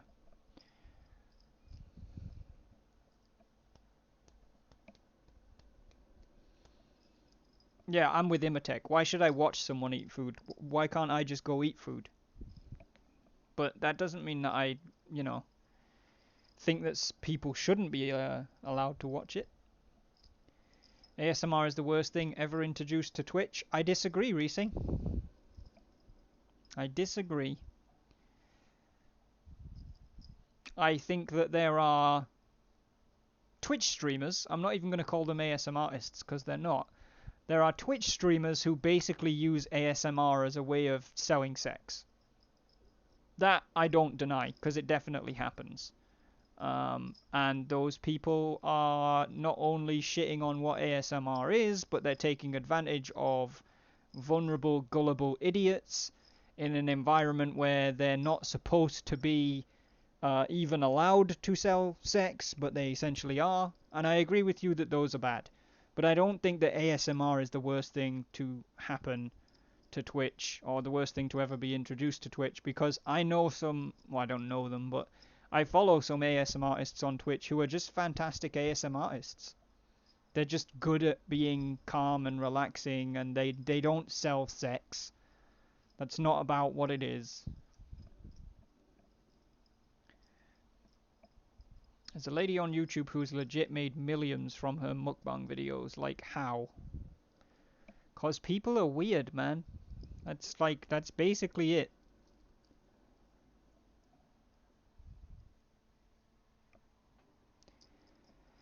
People are strange.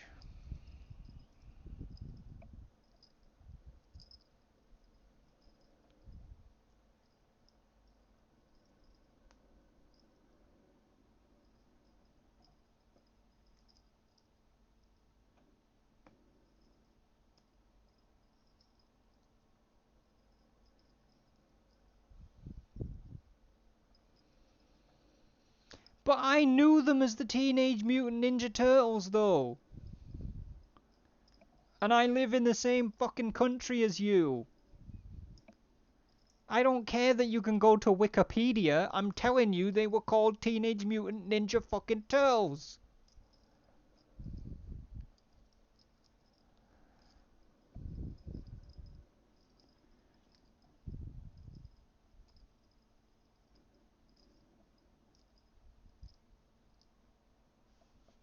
Mushrooms are a replacement for shit because they're both synonyms for the same thing.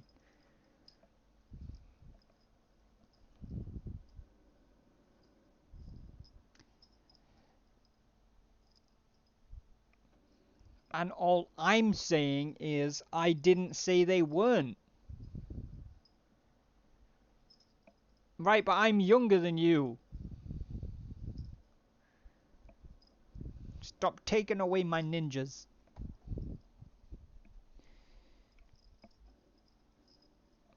Mike, why you do this to me? I are disappoint.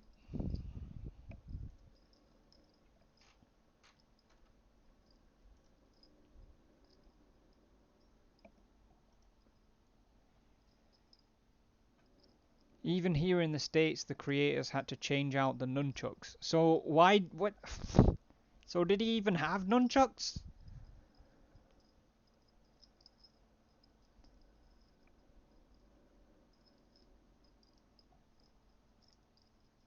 How the fuck is a ninja a violent connotation? All they did was sabotage. I mean, that's a very naive view of what ninjas were. They were essentially professional saboteurs, spies, and assassins.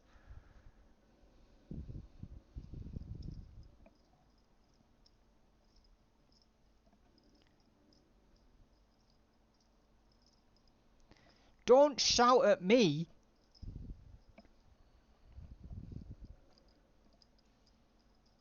with your fucking attitude. Well, apparently my pizza's out for delivery after a 15-minute quality check. It's a pretty fucking stringent check to me. Did they run it through fucking crimin? It's like doing a background check on the pizza. Oh, Joe's zoo's looking cool. It's hard to tell what he's got in there from this top-down view, but it's looking nice. It's looking like a nice zoo.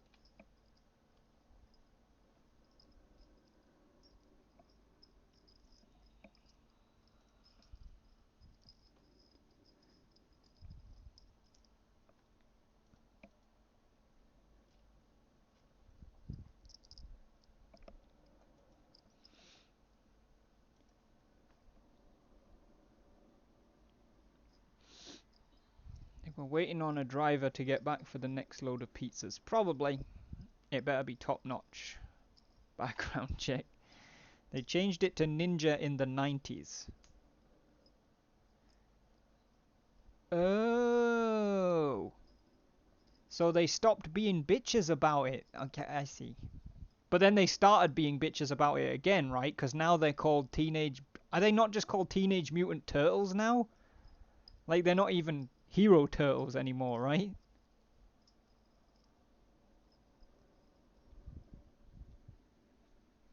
I'm sure they changed it again.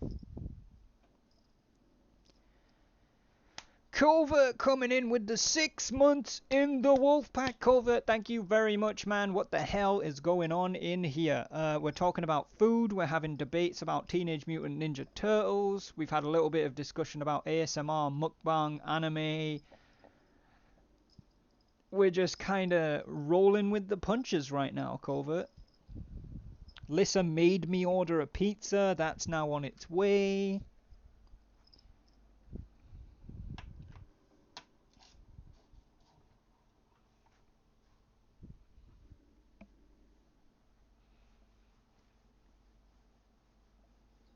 They still ninja and it's shite.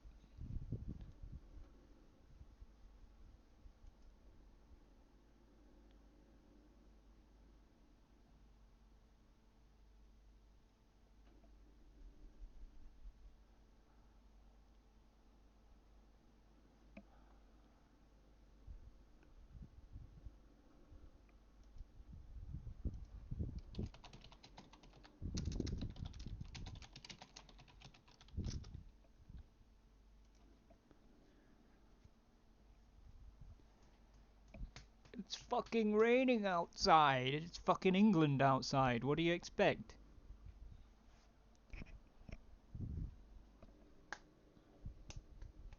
Nothing is going to be as good as your childhood cartoons. That's probably true, Cal.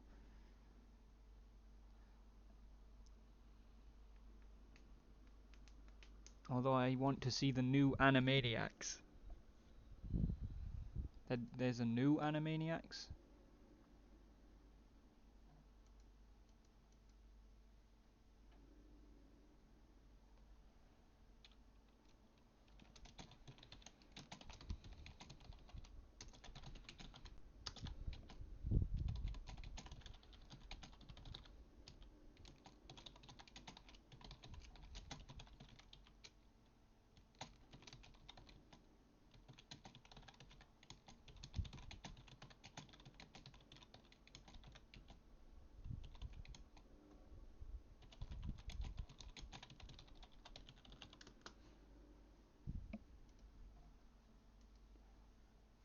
Don't tell my dad, but I'm having my second fudge pop today. Hmm. Hmm. It rains like 10 times a year there, Mike? Jesus fuck. Oh, I think there's a car outside. I'll be back. Entertain yourselves.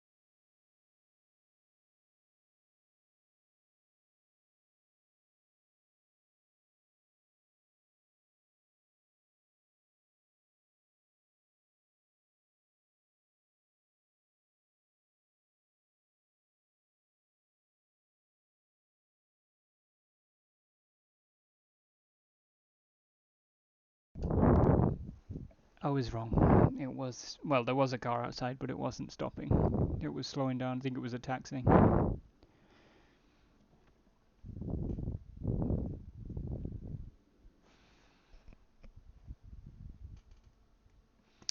East Texas gets a good amount, but West Texas, no.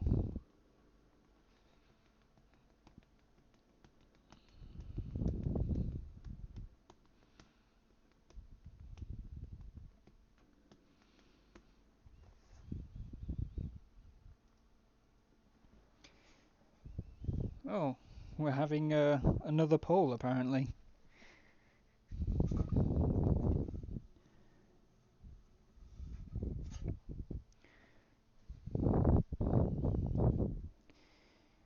Apparently we are having another poll, guys. Feel free to stick your vote in. It's about what we do when when the pizza gets here, sorry. Are we ending the stream or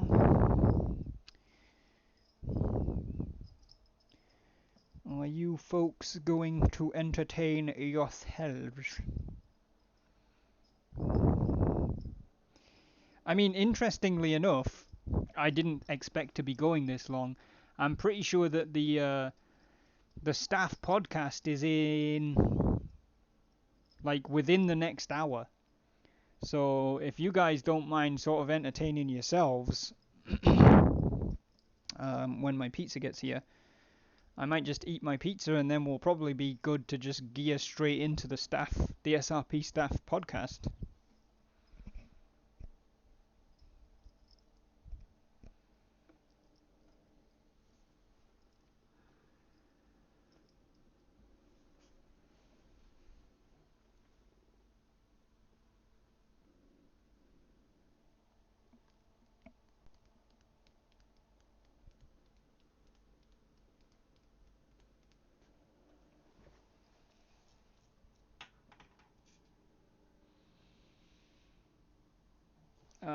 Buford said between 8 and 8:30 EST, which I think is in 25 minutes to 55 minutes.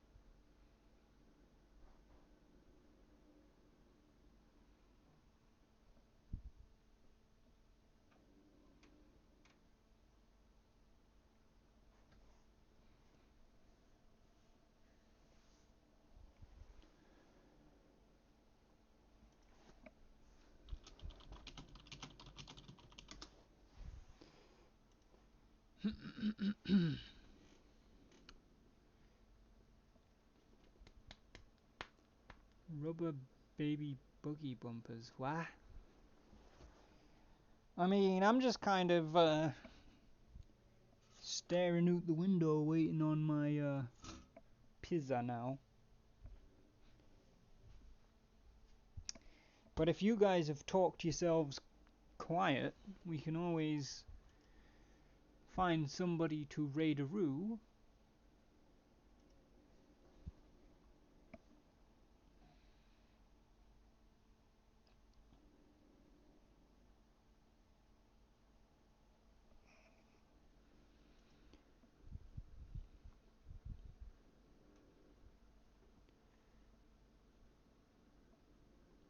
Didn't realise until I saw interviews with Rob Paulson that Spielberg was an executive producer on Animaniacs. Interesting.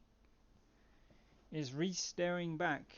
He's usually staring through the window at you. No, he claims he is, but he's not.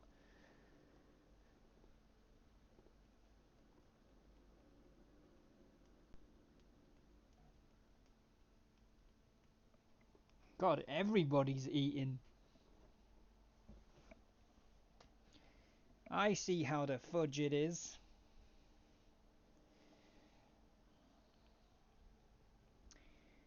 I see. Give me my strawberry fruit bars. Strawberry fruit bars forever.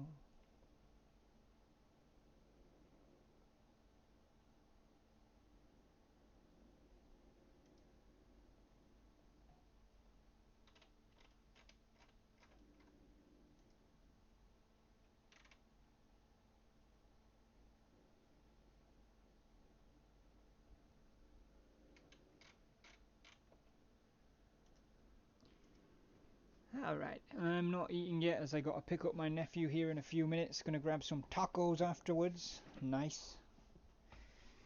I tell you what, guys, so that I can just eat my pizza and chill before the podcast starts, which is probably going to be pretty soon anyway, I'm going to kick you guys off on a raid-a-roo.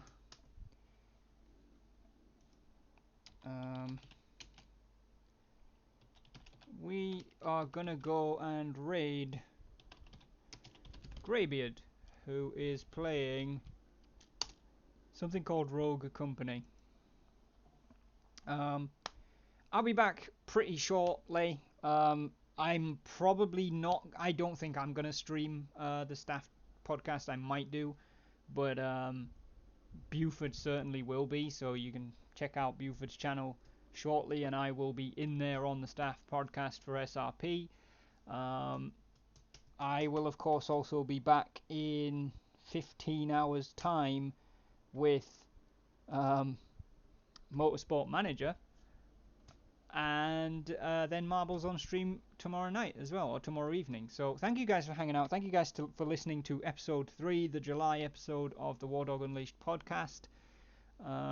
I will see you soon. Have fun with Greybeard. Drop those Wardog 4 howls when you get in there so he knows where the love is coming from. And yeah, for the time being, it's going to be Wardog out.